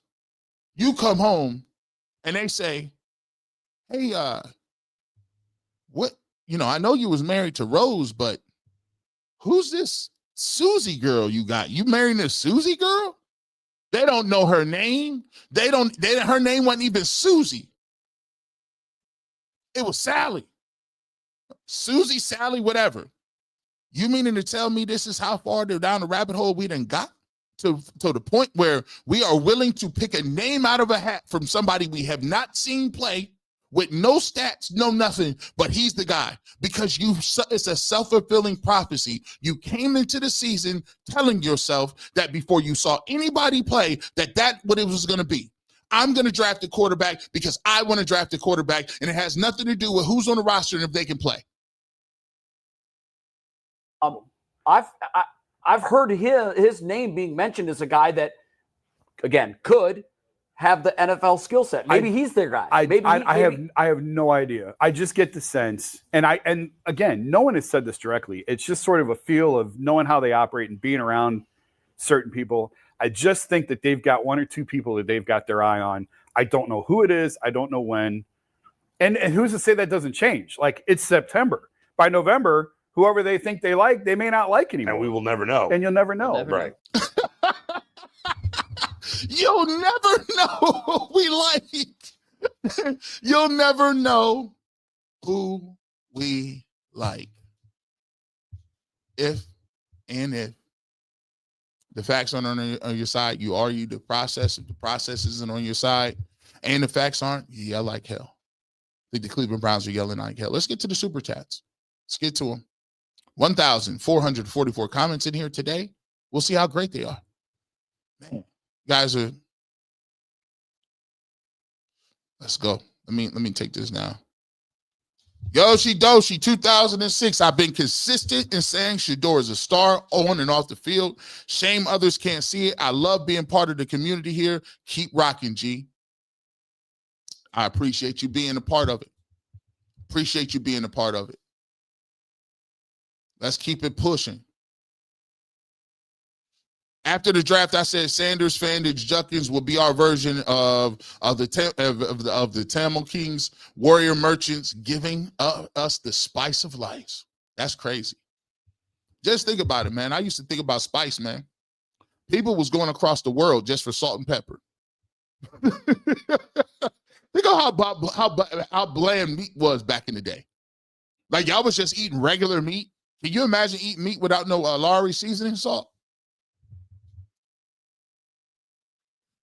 Miss Bell 70, it's called a bad game of telephone. One person say something, the next person say something, the next person say something, the next person say something, and all of a sudden, by the end of the conversation, you done heard that he done jumped off the top of, what? This is what we doing? Sarita Allen, Shador telling the truth. I watch football games every season, play fantasy football. Quarterback play has been garbage so far this season with a few shining stars. Yes, he can play better. Better think that we have seen so far. Yeah, it's and the fact that this man, and we appreciate you, Sarita, for the super chat. The fact that I guess my biggest problem of this situation is that people are sitting here trying to tell this man that he can't have no confidence in in saying that. Like, I don't know who it's time here. It's time to stop invalidating stuff. It's time to stop invalidating regular dudes like regular cats that's running around here. Oh, he's doing, man, stop. I'm not trying to hear that. Matter of fact, I got to cross the street. I don't like that no more. I just, maybe it's just one of them things I used to understand. Maybe when you get older, you just lose the patience to be like, yeah, I'm going to pay you attention. And I'm talking about regular people who say this on Twitter, regular people. I don't have no time for it. Yeah, I heard he was, no, bro, I'm cool. I'm gonna just go over here. I don't have no time for it. What are you talking about? The fact that he can't tell folks that I feel like I'm bad. Have you seen the quarterback play? Have you seen the quarterback play that we are currently putting on the field every game? And that's the best we have? Stop. I would have to raise my hand too. Nah, don't put that on me. He gives us the best chance. Nah, bro. Don't put that on me. Preach, G. Bush. Amen and amen. You better say that. Fresh Coast Freak. How long will they continue to gaslight us, D. Bush? As long as you let them. As long as you decide to keep I ain't doing that. I just don't got no energy for it. I would actually just prefer to say, like, at this point in my life, I just want people to just be 1,000% with it. Don't stand behind nothing. At least I know where you at with it. You know what I'm saying? At least I know, like, I don't have to have friends. Like, we old, like, we all got families. I don't need nobody to hang out with 24/7. People's grown men. I would rather a grown man just tell me how he feels, so I know where he stands. Like, just come out and say, like, yo, bro, I don't mess with Shedeur Sanders. I'm not a big Shedeur Sanders fan, and I don't think he's that good. All right, that's what's up. But don't try to placate and play this double-sided game where I'm actually trying to, if you're a Shedeur supporter, the best thing for him is to sit. You think we stupid? Like these little linguistic conversations don't be working like that. The best thing for him is to sit behind everybody and never play. And then one day we'll wake up and say, yes, he sat for so long, it's his time to play. You really think you're going to come to that conclusion? At what point are you going to come to the conclusion that he's now ready? It's not happening. You're just waiting time. And all the time that you're waiting, you're also talking about other quarterbacks that are better than him. What? But then you want him to shut up and not say he's good. It's wild. Just say what you feel, bro. Say you don't think you're good. And and then we can we can agree to disagree. But don't come up with this. We're actually trying to help Shador. We're actually we really do want to find our franchise guy. And if it's Shador, we'd be happy to have him. Liars. You don't want that. Stop it. Everything in your actions telling you don't want that. This is why, G. Bush. They're gonna try to tell you. You doing too much. Why you over here with these Shadorians? You should have you brought it up. I was going to talk about the Lions game. You the one had it all plastered all over the internet talking about, oh my gosh, he said he was actually good. He's back to being arrogant. Boy, I wasn't even going to say nothing about this. I was going to do my little Lions whatever game. Nah. Then I just got tired of it. G. Bush in the barbershop with Ginsu knives today. Man, them Ginsu knives and them little infomercials that come on at late at night. The Ginsu knives, y'all. Remember, it was the Ginsu knives. Remember the blue blocker glasses? The blue blocker shades? Remember the Ron Poe peel? People don't remember. There was an air fryer back. Put it in the chat if you remember this. Ron Popeil had this glass dome air fryer before air fryers. And he would put them rotisserie birds in there. And he'd be like, let me just show you. Ron Popeil. He had a bunch of stuff. He had an air fryer injection machine back in like 92. Him and that blind lady was on there. He had the first air fryer. People don't be, I'm trying to tell you. Remember Flex Seal? Remember Flex Seal with the dude was like, listen, we're going to tape up this boat. I cut a hole in my boat and taped it back together and no water got in. I'm like, this duct tape he got is masterful. But the king of it was, rest in peace, George Foreman. The George Foreman grill changed television forever. George Foreman, man, I was all in my dorms at OU. I had the first George Foreman XL. My uncle got it for me. I was all in the dorms with, you wasn't allowed no hot plates in the dorms. I had we had the whole second floor smelling like a cookout. We had burgers. We tried to cook some pork on there. We had ribs. I'm like, but you dummy, how you gonna have ribs on the Foreman? about to burn down the dorms. But them Ginsu knives was crazy too. Back in the day, they used to have people coming with the knife sets, knocking door to door though too. And buy these knives now. That's a homeland security violation. You can't be walking up on nobody with no knives at their house. How about let me show you my knives? What? I got these knives. No, I'm good, bro. I can go right down to Walmart and get them. I'm cool. By the way, let me know if you know. How many of y'all had the Kirby Sweeper man come to your house? Put a 1 in the chat. Kirby Sweeper man come in there and give you the longest demonstration ever. Put them little white pads down. He show you how nasty your carpet is. Let me show you how nasty your carpet is, lady. Yeah. All that little vacuuming. You be like, but I vacuum every day. No, you don't. You don't vacuum every day. Look at this. Your nasty little carpet. They put them little white little pads all over your house. And then they transform the Kirby Sweeper, transform that boy into a soap machine, spraying all that hot water in your pad. Yeah. Let me show you how to do this. You see that water coming up? That's a Kool-Aid stain. You should have put the zipper cup back on your kid's stuff. You know what I'm saying? It's a nasty little carpet. They clean the carpet, you kick them out. I ain't paying $5,000 for no Kirby. Get out of here. Get out of here. I don't want your stuff. You done cleaned your whole house.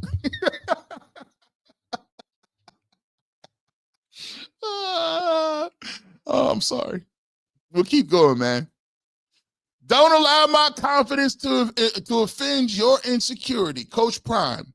What does it say to Grossy that a quarterback 3 has more fans than the team he's on? Hey, man. Y'all not allowed mentioning Prime like that. We got to protect. We got to start protecting our peoples. We got to start. Hey, when you done so much, you can't be letting regular people pull up. You can't do that in certain cultures. Hey, man, I had to learn. You know, my wife Asian. In Asian cultures, you can't even mention elders' names like that.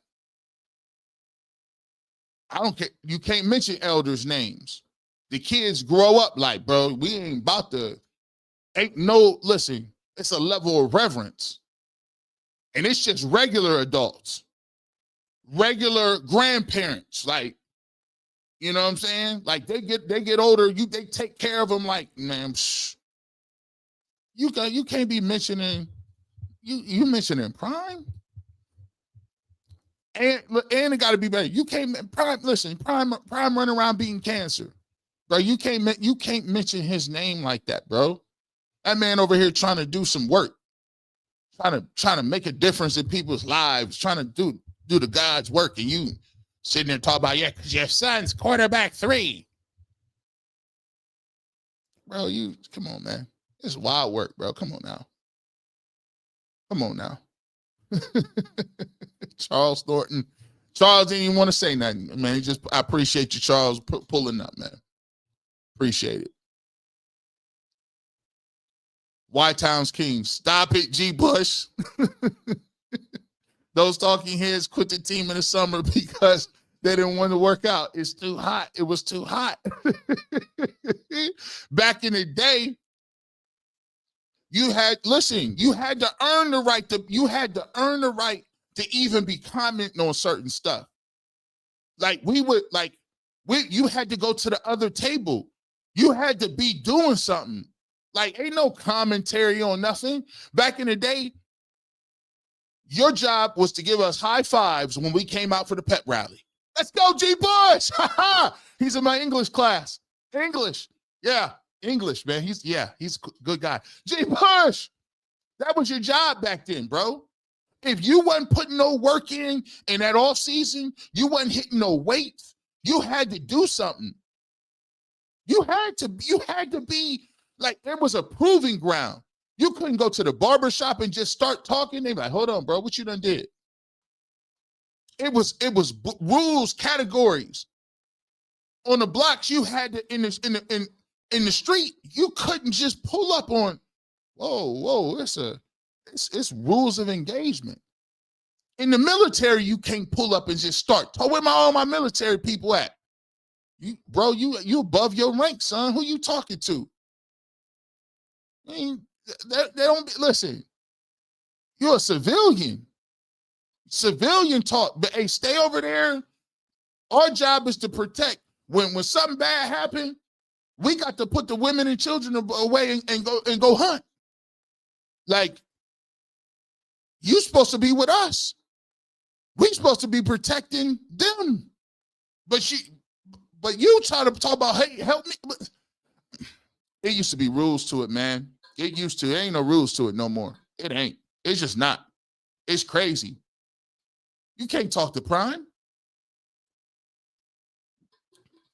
It's like these young dudes. Somebody asked young dude from Penn State, Abdul Carter. He gonna call Lawrence Taylor. So let me get that 56. Wait, that's Lawrence Taylor. You can't get Lawrence Taylor's number. Jed Wills, he told the story. Joe Thomas. He hit Joe up like, hey, at least Kevin Stefanski had some sense to tell him. He hit Joe Thomas up. Hey, Joe, you know what I'm saying? I really want to get that number. That's 73. Joe's like, nah, I'm good. You straight? He's like, oh, I'm straight to get it? He said, no, you straight in general. In general, I really don't want you to, wear my number. Well, why? Because I just don't feel you that good. And it's my number. Make your own legacy. These young boys, boy, this a different world. Oh, you heard that? Miss Bell, I heard to the Dylan back to Flacco's. Listen, man, all you got to do is listen. If people was being honest about it, I done heard the Flacco to Dylan back to Flacco like it's a three-man weave. I done heard the Flacco to Dylan to Bailey Zappi. I done heard the Flacco to Dylan to Hundley. I done heard Flacco to Dylan to some nondescript dude that ain't even on the roster yet. And then if that don't work, go back to but you telling me that you're just open. I'm open to the possibility of it playing. Stop. Quit. Raptor Jr., respect to Cleveland radio for allowing the world to see it's not all about football. 2026 draft class stats compared to 12 is nasty work. 1 and 3 is coming. They won't even touch them stats from his junior year. We ain't talking about senior year stats. And guess what? They like, I don't know who it is, but they like somebody. My question is, what have they done to even get an evaluation? To they can even step to you with that rationale without them being under a thought process of they being fired? Any 3-14 coach that come in here with, I don't know who it is, I don't know what they done, but I'll figure it out. And no. How is that even allowed? Well, I don't allow it.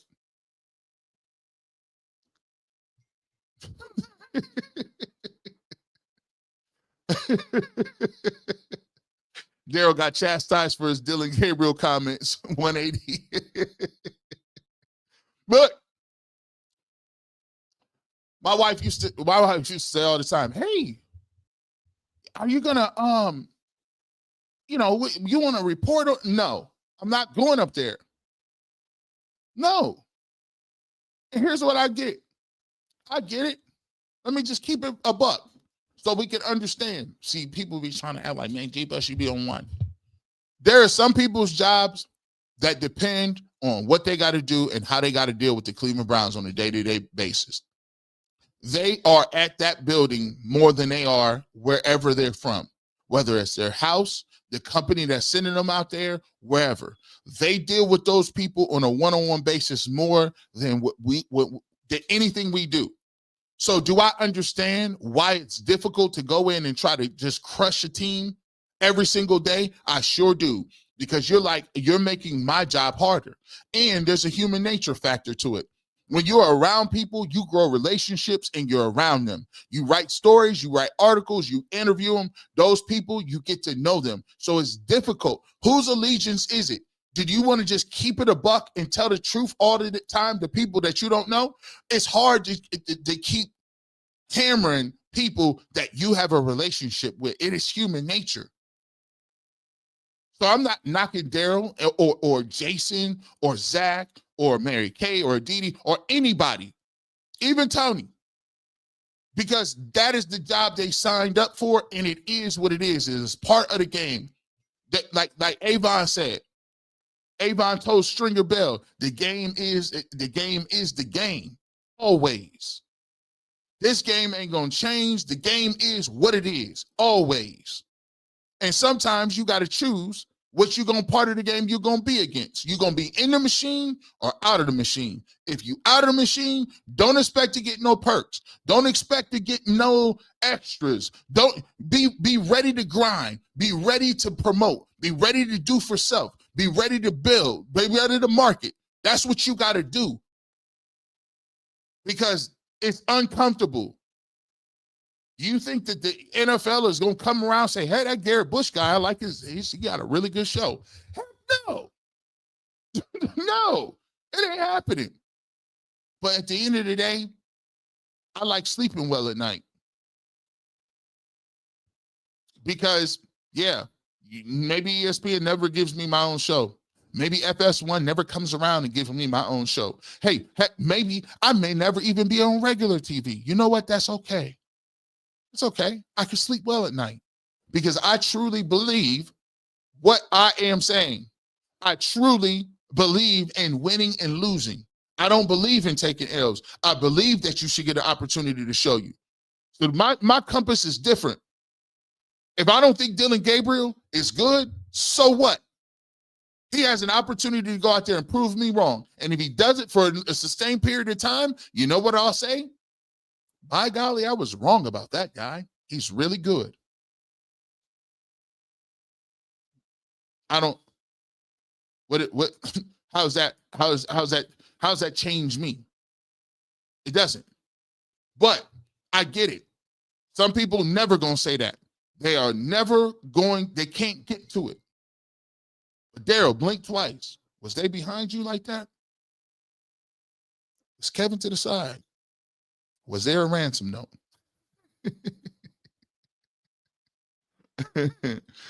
Miss Bell said that station's vowed to stop talking about Shador. They can't. I just did one of these 2 weeks ago, and they say he had a backwards hat on. That wasn't them, but it was another station. Y'all told all these people in here, y'all told them to just let it go. You did, didn't you? You told them, let the process play out. You told them to have the same energy Shador did. He's fine right now. He's going to get a chance to play. Boom. This is why you're not an honest broker. You did that because the energy was hot. Now they didn't die down. You want to come back and you want to get your clicks all the way up. Now they ask him a question. He said, bro, I think I'm better than a lot of these quarterbacks. Now it's a story. Come on, stop it. You never wanted them to stop. You just want them to do what they want to do. Playing with y'all. Chantel, G. Bush, the Cleveland Browns playing 40 different quarterbacks and has won absolutely nothing. But the Steelers playing multiple quarterbacks in 20 years and never had a losing season. Make it make sense. Oh, I can tell you why. Tom Brady said it a little bit. If you've been watching right here on the Barbershop, Tom Brady said this. I wish I still had it. He said, we rank all these quarterbacks from 1 to 10. We rank all these quarterbacks in college. This guy is a franchise. This guy is a franchise. He said, don't you find it funny and strange that you don't rank play callers and head coaches from 1 to 50? Some play callers is the 32nd ranked play caller. Some people is the 32nd worst head coach. What if you end up with the 32nd worst head coach and play caller and and a 35th ranked GM. That means the players around you is not sufficient. That means the scheme around you is not sufficient. And that means the coach does not have the respect of the players in the locker room. And how are you going to succeed? They have to be a piece of what you're doing. They have to carry their weight. And this is irrefutable. All I know is Deshaun Watson was good before he got here. All I know, Baker Mayfield was the best when he left here.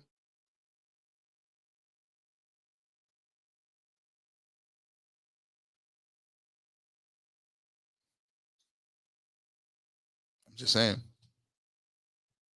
I know.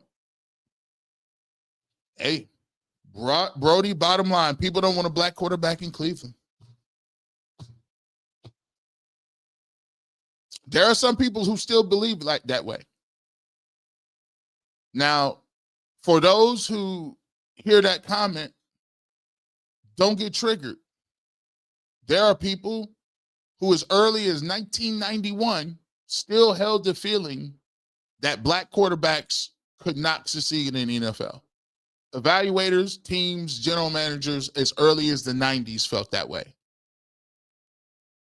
So to say that some people in the country still feel that way, that's a fact. Don't be triggered if they're not talking about you.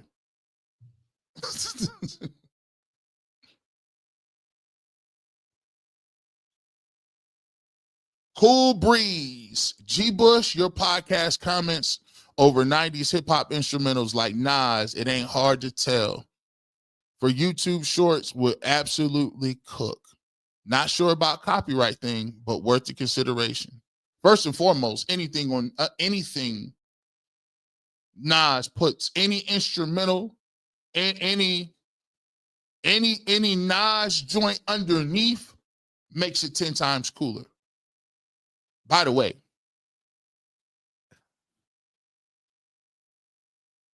the fact that Nas still sounds like he's in 94 is wild. The fact that he's telling stories like that at this age is wild. Nas, I mean, he's actually one of them people that when you listen to him, you could tell he was put on the earth to do that. Undeniable.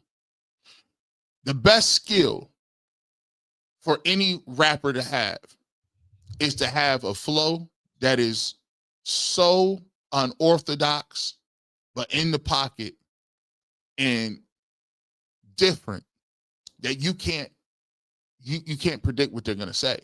Nas can say a bar and you have no clue what the next bar is going to be. None. Shout out to Camp Lo. Camp Lo is that way too.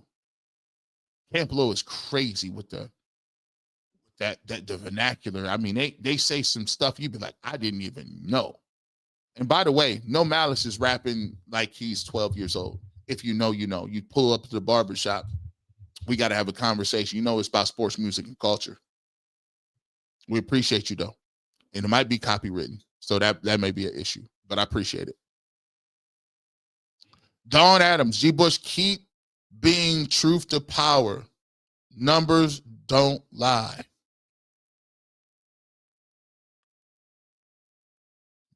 Better Stewart. I like that name. I like that. Is that a play on something? Because like, you know, I had something that I was dealing with. And you know, the Bible talks about being a better steward over your time, better steward over your money, a better steward over your gifts and your blessings. I like that. You know, I like that. Thanks you for keeping it real. As always, I appreciate you. Lorenzo Carson. Huh? Got one or two guys. Oh, hold on. I got to get it. I got to get it because shout out to my guy. Let's get it going. Hey, listen, this segment is sponsored by Mr. Hero.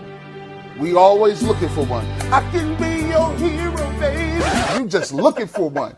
You What are you eating this morning? My breakfast. Y'all been looking for one. I don't see it. I don't see it. See it. See it. See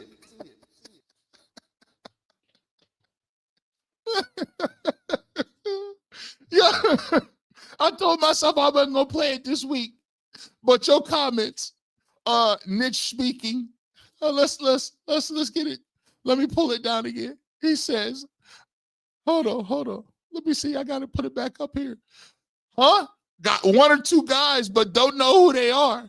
If they don't stop the clown show up there, waiting for a mythical savior in 26, they like a guy. I don't know what they're looking for.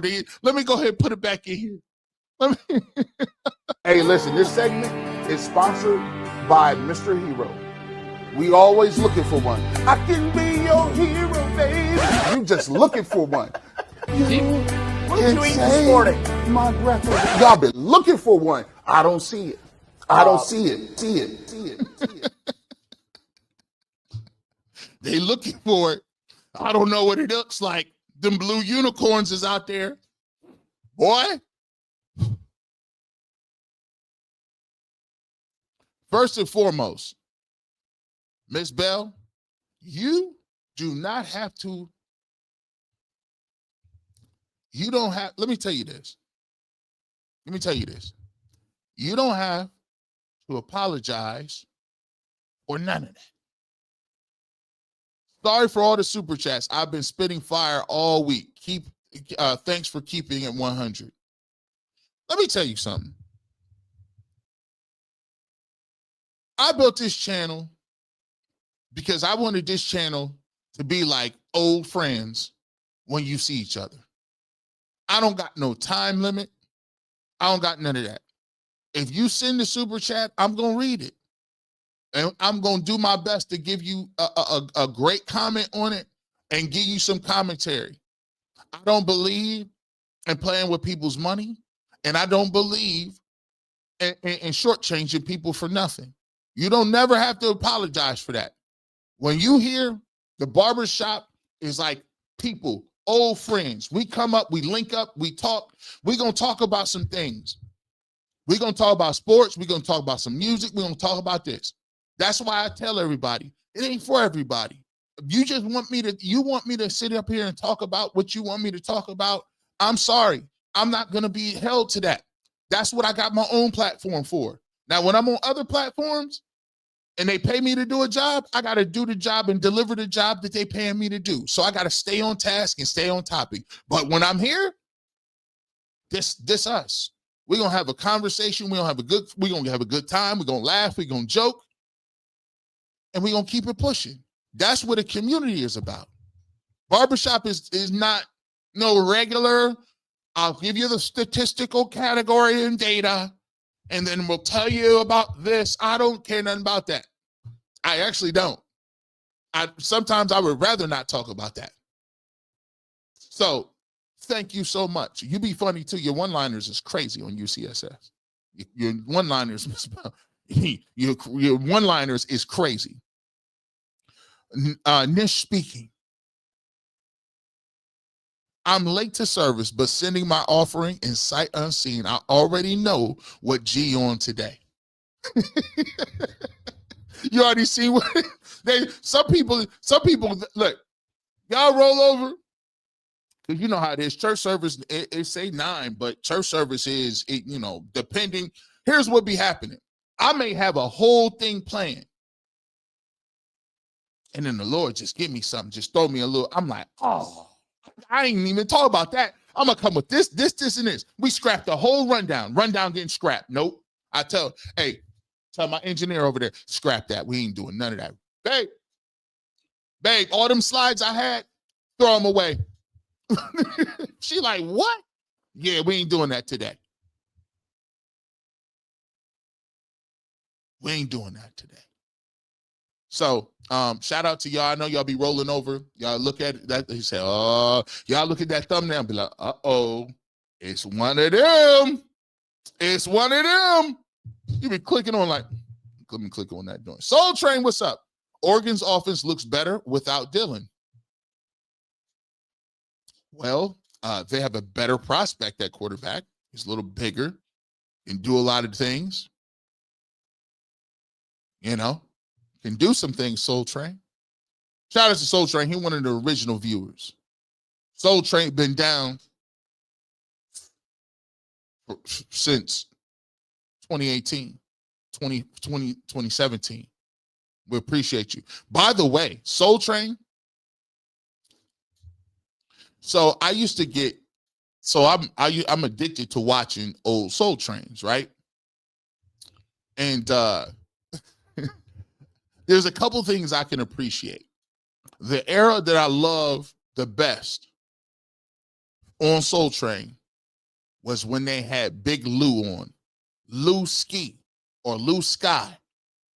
He was the big light-skinned dude that would walk around with like all kind of crazy fits on. And he used to do the Cuddy Mac.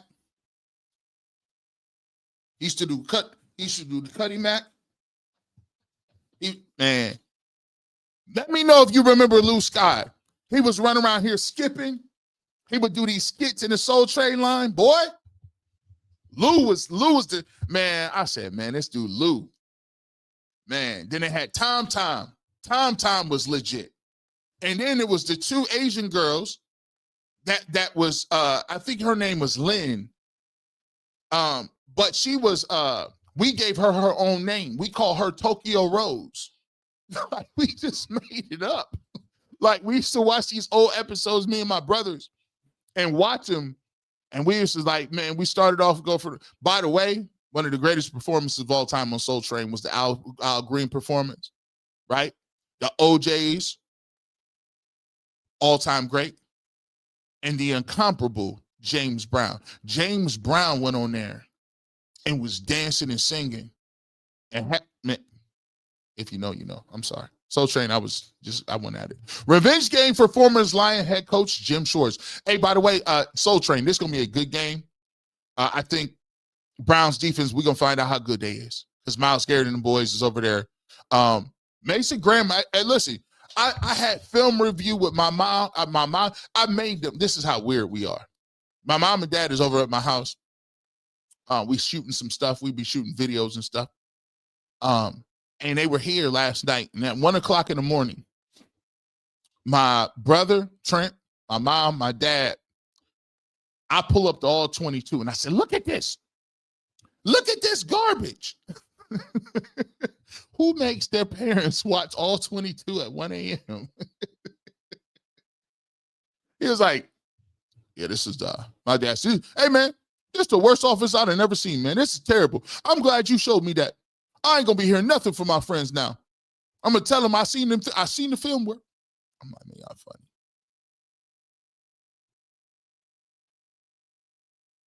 Kirk Davis, what's up, fam?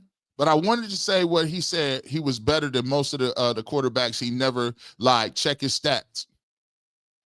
I applaud him. See, but Shedeur is starting to say, I'm going to keep that energy. I'm going to keep that energy level.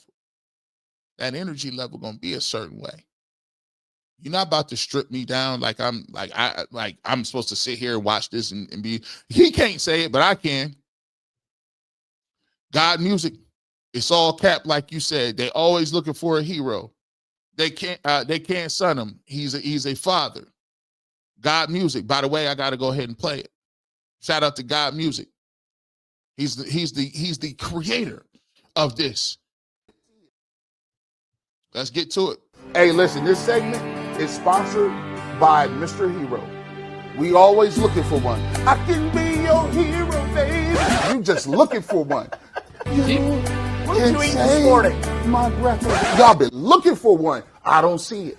I don't see it. See it. Some people aren't really happy that that's playing on repeat. Brody, bottom line. How could Shador not be ready when he's running? He's been running Kevin for the last 2 years.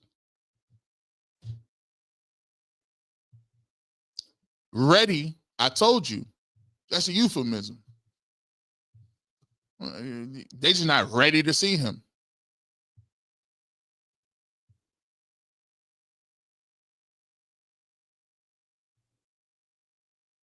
Neil Gray. If Joe succeed, they are drafting a quarterback.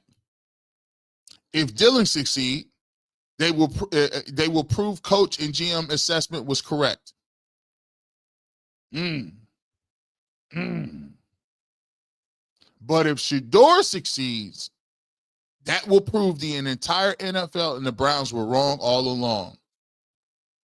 Neil Gray, that is mean. Let me bring that back. If Joe succeeds, they'll draft a quarterback. Ding! If Dylan Gabriel succeeds, that proves the coach and the general manager's assessment was correct. Ding! So there's two things that are positive in their eyes and one that is negative. But if Shedeur Sanders, and think about this, Neil. You think how nervous they're gonna be every time they put that micro? Quarterbacks talk every like Tuesday, right? You know how nervous they're gonna be every Tuesday. What is he gonna say? We told him not to do that. What is he wearing? Is he listening to music up there? Kevin, did you talk to him? If the Browns select the quarterback next year, 4 returning, we will have another 4-way competition. Shaking my head. This is why we talk, Greg. We appreciate you, cousin.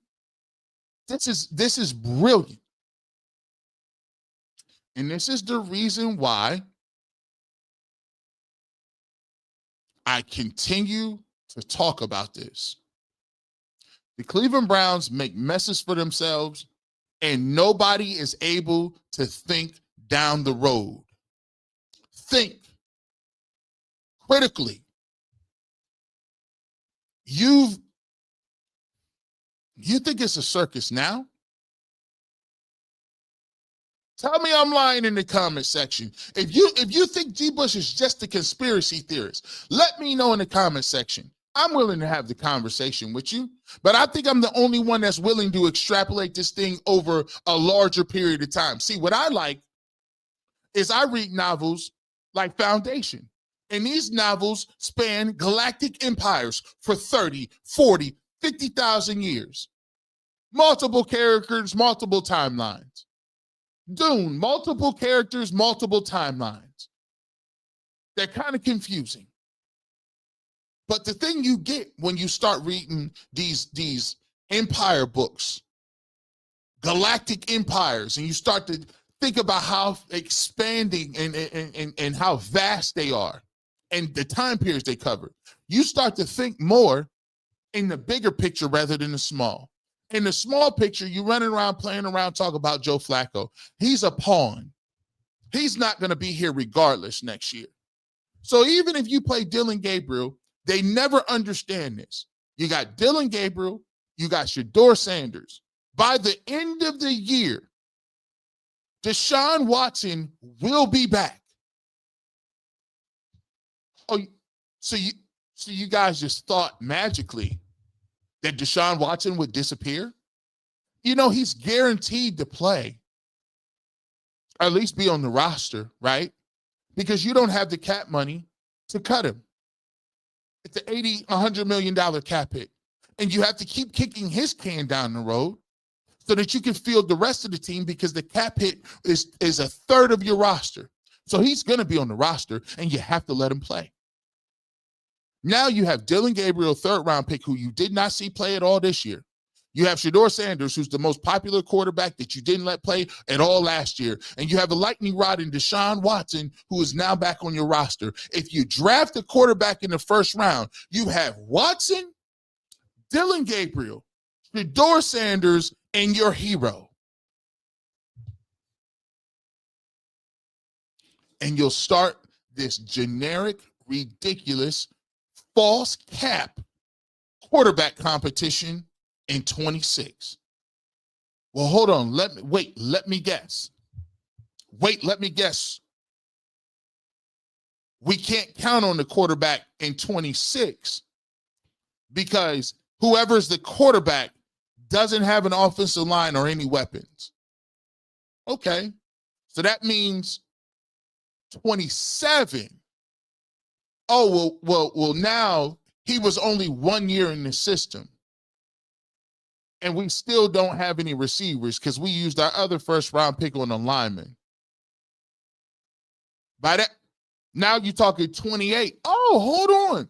You're only 1 year away from the dome now. Y'all ain't slick. Stop playing with me. Stop playing with me. Quit playing. The Browns are scared to be good. William Wise, another OG of the channel. William, the reason the Browns are scared to be good is because it's all about keeping your jobs in power. It's not about being good. I woke up one day and had to look the bear in the face. And the bear was saying, you ain't trying to win. It's about people getting to control what they want to do and printing money. Cleveland media, Grossy Lloyd, Labby, and some American seem more invested in predicting 12's downfall than covering his rise. They treat him like a threat, not a prospect. Shador will win in the end because of God. Leslie Rutherford, I've always said, and this is the reason why I make my channel about, and I put a stake in the ground. I said, I talk about sports because sports to me is a microcosm of society in general. How we go about life and ups and downs and perseverance and those things is what it taught me from playing. I talk about music because music is the soundtrack of life. Music tells the story of where I come from, people that come from disenfranchised places in terms of rap music. When I came into this game, they told us we was only allowed to listen to rock music on the radio. When they used music beds, they said, this is point blank period. You are not to play hip hop music on this channel. You play alternative rock beds. I said, well, listen, alternative rock beds don't describe who I am. I will not, you will not introduce my show with alternative rock bands. It's not happening. Guess what happened? Eventually they came around and said, you know what? Maybe it isn't so bad that, maybe that represents him. Let him play his music. In a world, people are so threatened by people they don't understand, they don't know, and don't have a commonality with. Instead of embracing differences, instead of embracing diversity, instead of embracing the parts of other cultures that you can admire and study, be a thinker, be a person that's willing to learn about other cultures, other people, history. Don't be stuck in today. Go outside your comfort zone and have a conversation with somebody who don't look like you, who don't talk like you, who don't think like you. That's where the genius is. That's where the true communication is. That's where the true enlightenment is. Having conversations with people who don't have the same shared experience. That's where it's at. But we've been told so long that that's threatening. How is that threatening? How is that threatening? It ain't threatening to nowhere else in the world. Go to Europe. Go to Asia. Go to Africa. It's not threatening. It's a shared experience. We are all humans, but we can't. So, but evidently, I don't know why that would be controversial. But if it is, and you upset about that, so what? That says more about you and your closed-mindedness and shelteredness than it says about me wanting to be inclusive. So you don't have to listen to me. Dondi H. Me too on South Green cooking in the dorm. You keep cooking, G. Bush. Go Bobcats, man. My brother stayed in the South. He stayed down in South. He stayed in New South. I was a Boyd Hall baby. Terry Green. G. Bush, when Superman landed on Earth, he was a baby. Then he grew into a man. Even if Cleveland found the Messiah, they wouldn't know how to treat him. I mean, I hate to get too biblical, but we didn't treat the one Messiah very well either. You know, sometimes it's not about whether a person can play or if a person has merits or a person is. It has a lot to do with the shaping of the way you talk about it in context. You know, and the past always plays a role in your future. The backlash of Deshaun Watson inadvertently landed on the plate of Shedeur Sanders. Let that sink in. You got to understand, it's a chronological timeline to these things that can't be taken outside of context. It doesn't help the fact that the Browns traded Baker Mayfield and he's playing the best football of his life. The reality of the situation, instead of questioning leadership and trying to figure out which ways you could get better, we are now stuck in a cycle that we would rather cling to anything that is familiar rather than pushing the envelope to be uncomfortable. We would rather cling to a coach in the front office because they've been here so long. It's like clinging on to old heirlooms. The one thing that I had to tell myself is when I got a divorce, I purged everything that I said, listen, I'm not holding on to nothing. It's a fresh start. Why you think every time somebody, I say, don't be upset. Usually what happens when men get upset and hurt and something don't work out well for them, they go make rash decisions. They buy something, get into a relationship too quick, make an expensive purchase, never make a purchase and never do nothing extra after you get out of a relationship. This is going to come back to haunt you. Usually, generally speaking, women go through a little bit different change. You could always tell who came out of a tough breakup because they always cut their hair. I don't understand it. They'd be like, they cut, they got it. The hair is just, they be like, I needed something new. I just needed to purge. Ladies, let me know if I'm off on this one. You know, I got a large ladies fan base. Shout out to the ladies out here in the beauty salons. When you go through that breakup, that's the first thing that be going. They be like, this hair must go. We got to have a fresh new something. I'm like, man, I wish we could do that, man. Dudes do it a little more drastic. We go through something, we be like, man, let me buy a boat. We go through, man, I'm about to go get this new Escalade. What? Who drives Escalades, bro? You just, yeah, dog, I got this 2008 Escalade. Just picked it up on the side of the road. Bro, who drives Escalades? Who is driving? Oh, man. Yeah, that's definitely that too. I know women that do that. Oh, man. That's crazy. You're right. Let's continue on, man. P. Rothstein. Barbershop on a Saturday morning.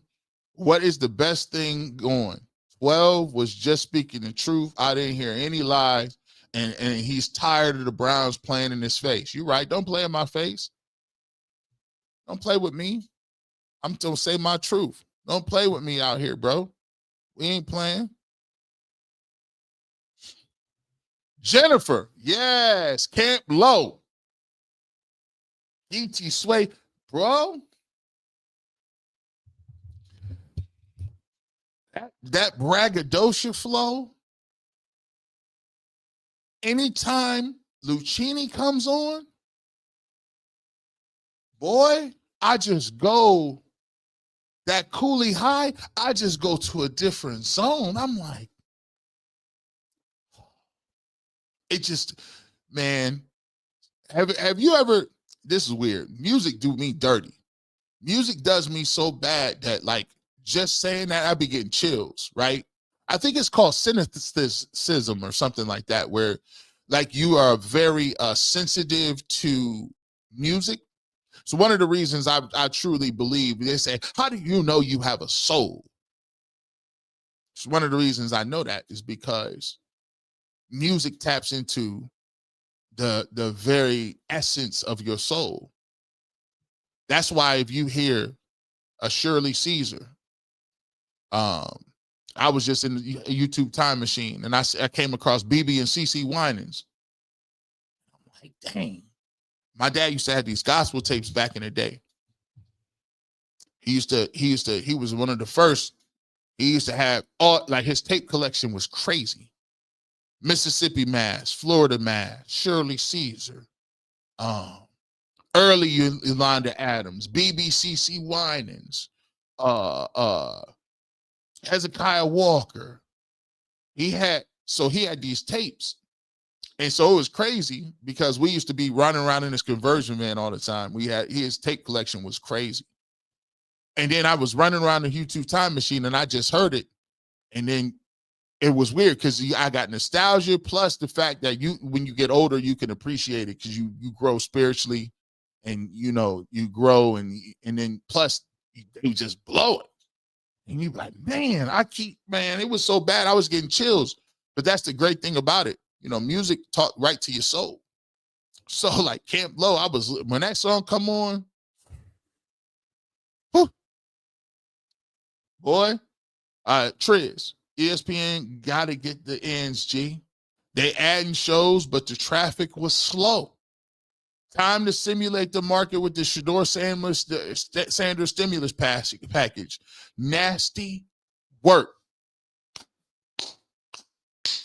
Triz, you, my good sir, that's what I call a nice, that's a thinking man. Got to get them ends. They adding, see, let me tell y'all something.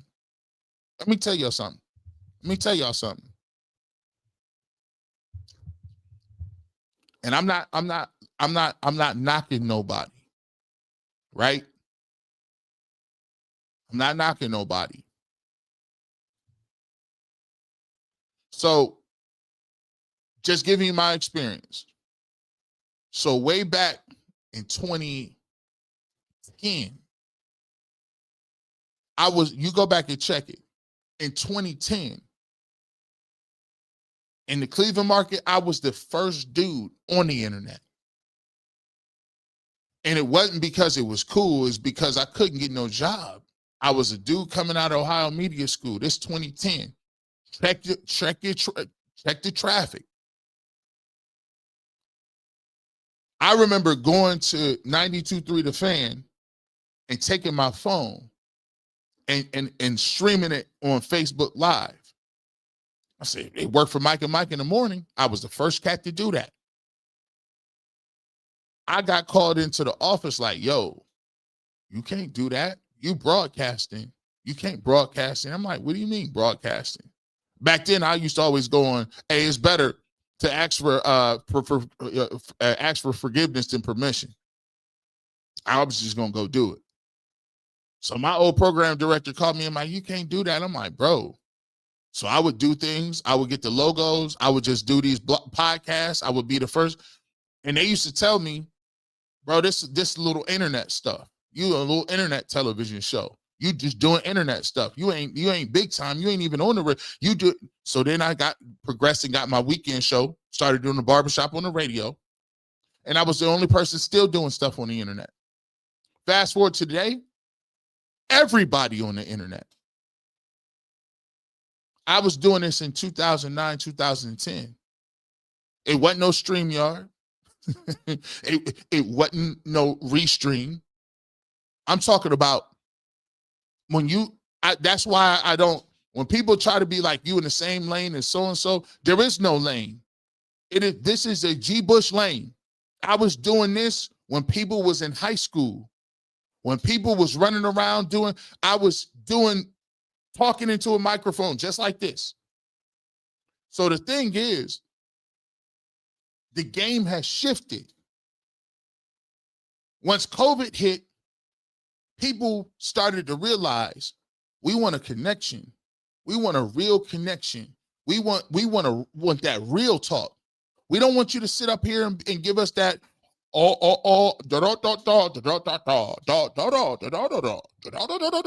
what it sounds like. That's whack. Nobody's trying to hear that. We want that real. And when COVID happened, it made everybody sit down enough to realize how garbage it was. So we was looking for interaction because we didn't have it. We was quarantined. We was all sitting down. So guess what? They sat us down, and then people started to notice. The big companies started noticing. Well, hold on. Think about how many shows died during the pandemic. Sports Center became irrelevant. You might watching that. All of these, everybody from ESPN got laid off. FS1 went, where else? And then everybody that was laughing and joking about the people that was on the internet doing little podcasts, all of a sudden they had one. The Club Shay Shays. All of a sudden, Stephen A. and Skip got to have a podcast. All of a sudden, you see Colin Cowherd just doing he doing shows from his crib. Todd McShay, I'm going to do this little podcast. Now, all the shade that they was giving, now it's the wave. We need to be on the internet too. I ain't a hater. There got to be a pioneer for somewhere, something. Got to be something. But here's the thing. When it comes to this Cleveland game, when it comes to being on the internet, when it comes to being authentic and really talking that talk on the internet, I don't care if you never put me in the Hall of Fame. I am there. I tell people I'm a walking Hall of Famer. Go ahead and show love. Either you like it or you don't. But ain't nobody. I told you before it was NIL. I didn't say playing football at the college football level was slavery because I don't like comparing slavery to anything that was one of the most horrific things in the world. But it sure was sharecropping. People said, what? You can't say, who is this guy on the radio saying? Back then, where people used to laugh and joke and get happy that people would get suspended because they got extra pizzas or meals. That's how long ago I've been doing this. Yeah. So, you are correct. Time to stimulate the market with the Shedeur stimulus package. It's every 2 or 3 weeks. The views be getting dry. They don't want to talk about how we going to move with this? It's Joe Flacco. We can't sell this stuff. Here come the stimulus package. Ask Shador, does he think he's good? Yeah, I think I'm one of the best quarterbacks. We got him. Stu. Enora LA. G. Bush, thank you for our authenticity among a sea of follow the pack colleagues who won't tell their true feelings. Fan for life. I like to sleep well at night. I appreciate you. Some people are not in a position to do that. And I don't begrudge them for it. Some people just can't tell exactly how they feel. It may be sometimes where I'm at a place that I can't tell you exactly how I feel either. But I can tell you in the barbershop, though. I can't. That's why I always tell people, develop your platforms. Develop your platforms. I don't know what's going to happen tomorrow. I've been doing this on this thing since 2009. And sometimes it's been 10 people on here. Sometimes it's 20,000. Comes and goes. But at least I can still say what I feel, right? And I appreciate those who pull up on me. Jim Cleveland. The passes Flacco throws, Shedeur can throw better because he's the lead receiver in stride. That's the difference. The red zone Shedeur is great percentage-wise. Yes, he's better. Of course he is. When you say, ask who gives you the best, that's why you have to attack the rationale. He gives the best chance to win. What does that even mean? Who made that up? Can you quantify what the best chance? That's what you made up in your head. You made it up. It's not based on any criteria. It's based on what you think. Nancy, the worst part of all is this with 12 is everybody is losing their mind telling him to shut up. He's not wrong about some of these quarterbacks. Listen, that's why I salute him. Talk your stuff. And sometimes there's a point where you need to be humble in life, and then sometimes you just don't care. I don't care. I don't care to be in your good graces.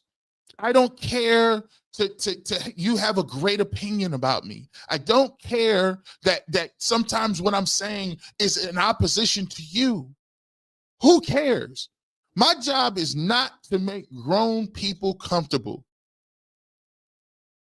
His job is not to make people feel good or coerce people.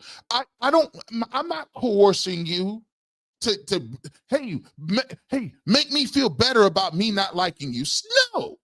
So what? You don't matter in the scheme of things what I'm trying to do. Where I'm trying to go, you ain't there. Where I'm trying to get to, you won't never be there. Where I'm trying to see and be, you ain't never going to be on that same frequency. So why am I sitting here trying to make you feel good about something that you ain't never going to be on eye to eye with? Some people is just in different rooms. I don't go around invite myself to people's parties because I know I don't want to go. I don't go around want to make a certain amount of money. You know why? Because I know it come with a certain amount of stuff. I just want was given to me. I just want to do what God gave me the ability to do. That's it. That's all. Nothing more, nothing less. And how God works is, hey, if he give you the talent and you use it, even he can't take it away. So what he trying to do, show my talent. I already got the money. See, that's the part y'all don't get. The setup is already there. The setup is already, that's why he unfazed by, I got bread. My money good. Half the reason they didn't want to give people NIL money to start with is because it keeps you under people's thumbs. Yeah, you got to shut up because you get to the league, they won't give you no contract. Yeah, you shut up. You ain't made no money yet. They keep you poor, and then they tell you to shut up and do what they tell you when you get there. But now it's a little different. Why you think Dabo Swinney got a problem with? Why you think coaches, why would a coach that makes $10 million have a problem with a player making $1 million? Ask yourself that question. Because one of the greatest lines in the movie, I can't think about what it is. Once you make a certain amount of money, they call it let me watch my, it says, I don't want to say that, go jump in the lake money, right? Anybody, what does that mean? If I got $10 million in the bank, $20 million in the bank, and I got lifetime money, you think I'm going to go to a job and deal with somebody that don't know what they're talking about? Your boss getting your nerve? Man, I ain't got no time for this. You sitting around in the store and they don't want to treat you with dignity or respect and show you no love, and you got 20 minutes in the bank. I ain't about to go back to this store. I don't never got to come back here. They go to the restaurant and the service is garbage and they treating you like you a second-rate citizen. Guess what? You got 25 million in the bank. I ain't got to deal with that. And you gonna let people know I don't have no time for that. It basically tells you I got better things to do. So when you giving people money like that and they know they squared away and they set,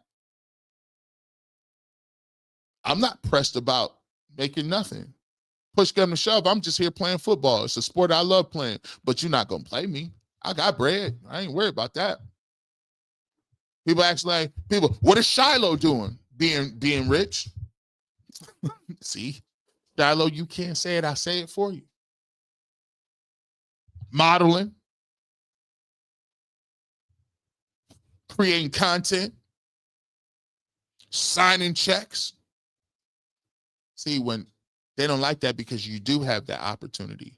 They don't not like your dad because he's arrogant and cocky. They don't like your dad because he set you up the way that they set everybody else up. That's the way a father's supposed to set you up. To say, no matter what, I'm not going to let somebody else decide what my son's future going to be. So I'm going to make sure that they good in the way, just the same way everybody else's father makes sure that they good. The same way that they don't have to wait on Pell Grant to get computers because they family got it. The same way that they already know when I leave here, I got the family business. I go from here right over here. The same way that my uncle is the CEO, I go from here to managing people. But you mad LeBron and Prime do it? Come on now. Well, you're getting too real, G. Bush. You said it was only going to be 2 hours. You'd have been on here way too long. I'm sorry. I held y'all back. D the seeker. People say the Browns are so bad and they don't know what they're doing. Then people turn around and agree with them about 12 because they hate the man for no reason. Would have loved to see DG or Dart at Colorado. You ain't had them numbers. You ain't had them numbers, dog. You ain't had them numbers. Trish, real talk. If they could be a competent franchise, the Browns would be the most supported team out of Ohio, especially with what's happening in my city. They got a gold mine sitting right there.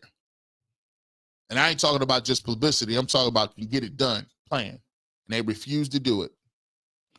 If Sanders is a good quarterback, it's a direct indictment on the general manager because he wasted a pick in the 3rd round on a smaller quarterback when he need an offensive line to help the receivers.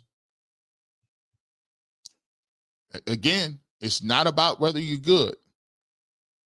2026 O-line, wide receivers rocking out in 2025. Shaking my head. You see it? That's the progression. The kick the can down the road progression has started, and if you've not watched, tell me where I'm lying. 12 was never in a 4-way competition. Lies. You're correct. I had to go there myself and see it. And I came back and reported on Barbershop. They got this dude down here. This is a joke. This is a joke. G. Bush's bad neck. Why is nobody talking about getting wide receivers next year? Because we're not going to get a good evaluation on Dylan, let alone Shador, because who are they throwing to and why is it not talking about? Because that meant G. Bush's bad neck. The reason why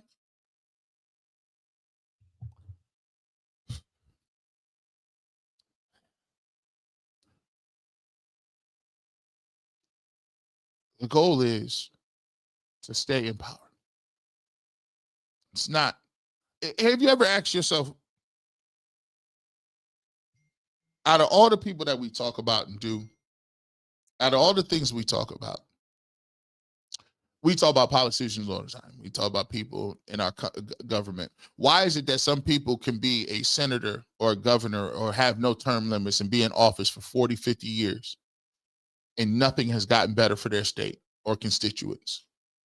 It's because they got there and the goal slowly but surely turned from helping those who are in need and doing what's best for the population that they represent to doing what's in the best interest of themselves, staying in power and continuing to lace their pockets. You sold us, you sell people saviors because if you get to your next quarterback, you are attached to that quarterback. So if you continuously attach yourself to a quarterback and now you're going to say, well, Kevin Stefanski is the one who chose the quarterback. Are you ever going to move on from Kevin Stefanski? Because then you'll say, well, listen, Stefanski needs more time in the offense with him. Stefanski picked him. Now we get a new coach. They're going to want another quarterback. So now we've wasted the pick on that quarterback. So now we got to keep you see what I'm saying? It's always something else, right? And instead of you actually holding somebody accountable and saying, are you good at your job? We'll hold on to you for the lack of a better opportunity to go somewhere else to have change because we're afraid of change. We're afraid of winning. You're afraid. As a matter of fact, we don't even, people in general will vote against their own interest, even when it comes to certain things that are important in life. What do you think they're going to do with football? It's a religion to most. The team cannot progress with Kevin Stefanski as coach. Barry might last another year or two because of the gems in his trash. OU, oh yeah. Biddy Hall, East Green. East Green, we got an East Green alum pulling up. Greg, you was down there in that. Greg, you might have been down there. You're an OG. You've been down there in the 80s. Our team never wanted a black quarterback. The North City was for real. We drafted Couch instead of McNabb. We picked Watson, and he flamed out. And you know that's always looking for the great white hype, sad but true. Now, here's what I will say. Everybody don't think like that. Everybody don't say that. But there are people who believe that that's not, I'm not too keen on that. We talk about it all the time. Bill Polian talked about, think about it. Bill Polian told Lamar Jackson he should play receiver. Bill Polian, general manager, Lamar Jackson needs to play receiver. They say the same thing about Jalen Hurts. Needs to play receiver. I mean, people to act like that's not a process for some people is sticking your head in the sand. Some people go ask Doug. What's the name? I'm gonna say Doug Jones. What year was that? What year was that?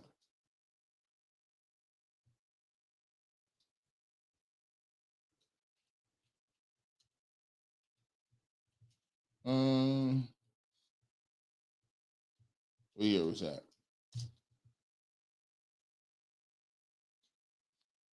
This is, and I'll read from it. Doug Williams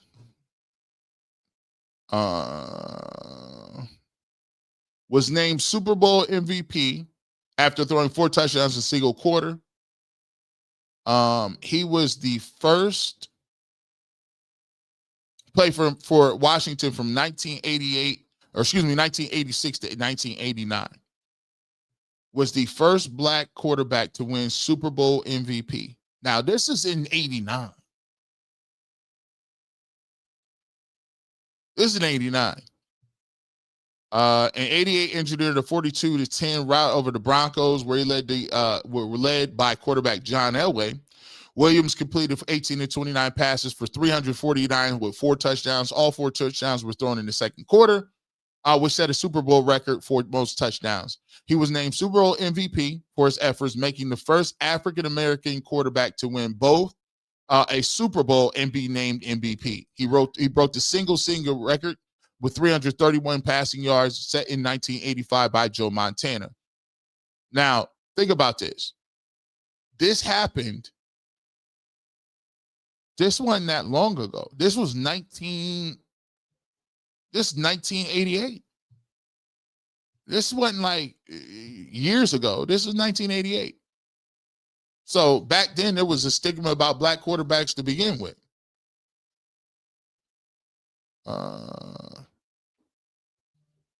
Reporters are mad about what he said. That's all anybody talked about this week. But no one mentioned that he went to a hospital to see a sick kid, and no, he didn't post it. His confidence offended him. Well, that's on them. They're going to have to take that.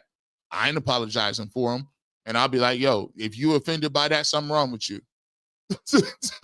Something's wrong with your inner compass that another man is confident in his skill set and you upset about it.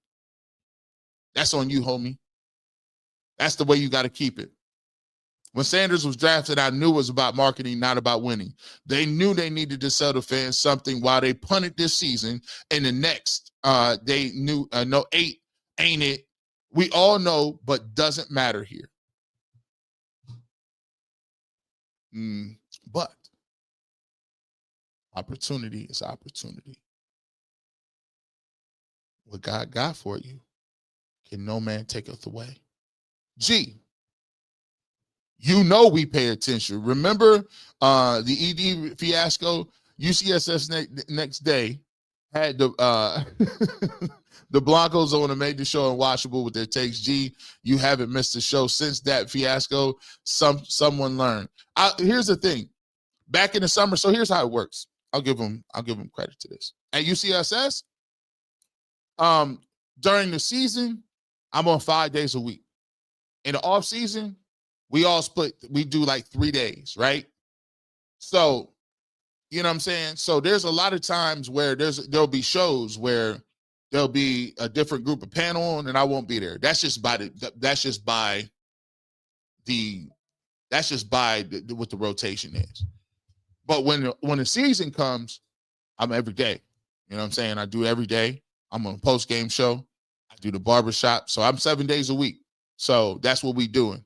But like I said, the great thing about it is they can have their opinion. I applaud their opinion. I have no problem. The great thing about UCSS is I got a good relationship with everybody on that show. I got a good relationship with everybody that I work with in the industry. I see these people. I know all of them, but they know how I am and they know how I feel about it. Like, listen, we ain't got to agree on that. You know how I feel about it. That's how we give it up. And if they say, and I always tell people, if you say you don't appreciate, you don't, feel free to tell me where I am incorrect at. I encourage people to have discourse on the comment section. I encourage people to have discourse to me in person. I encourage discourse on UCSS. You know why?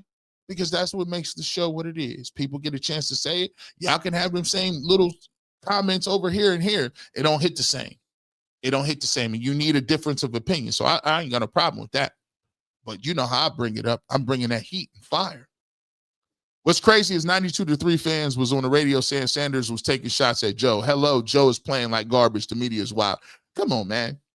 I'm not taking no shots at Joe Flacco. What is it? He need to worry about taking shots down the field.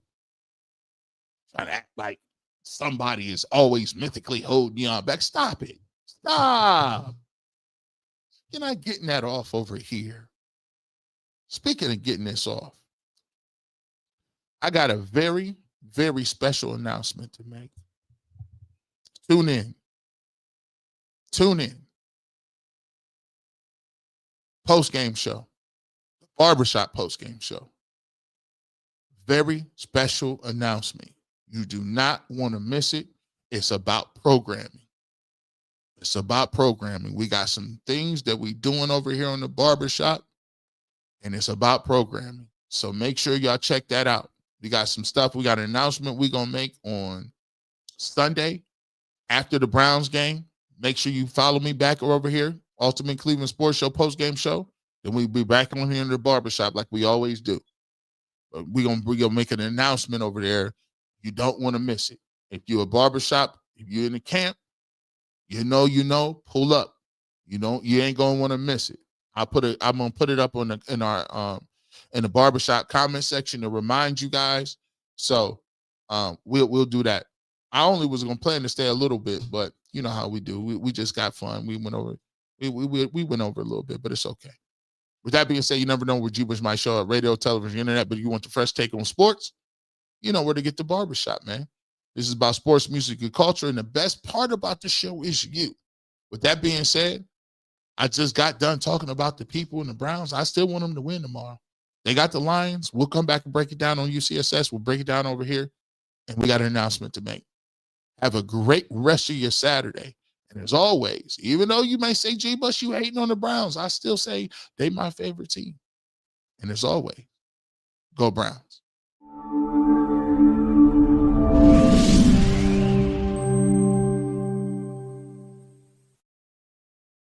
Quality, service, atmosphere.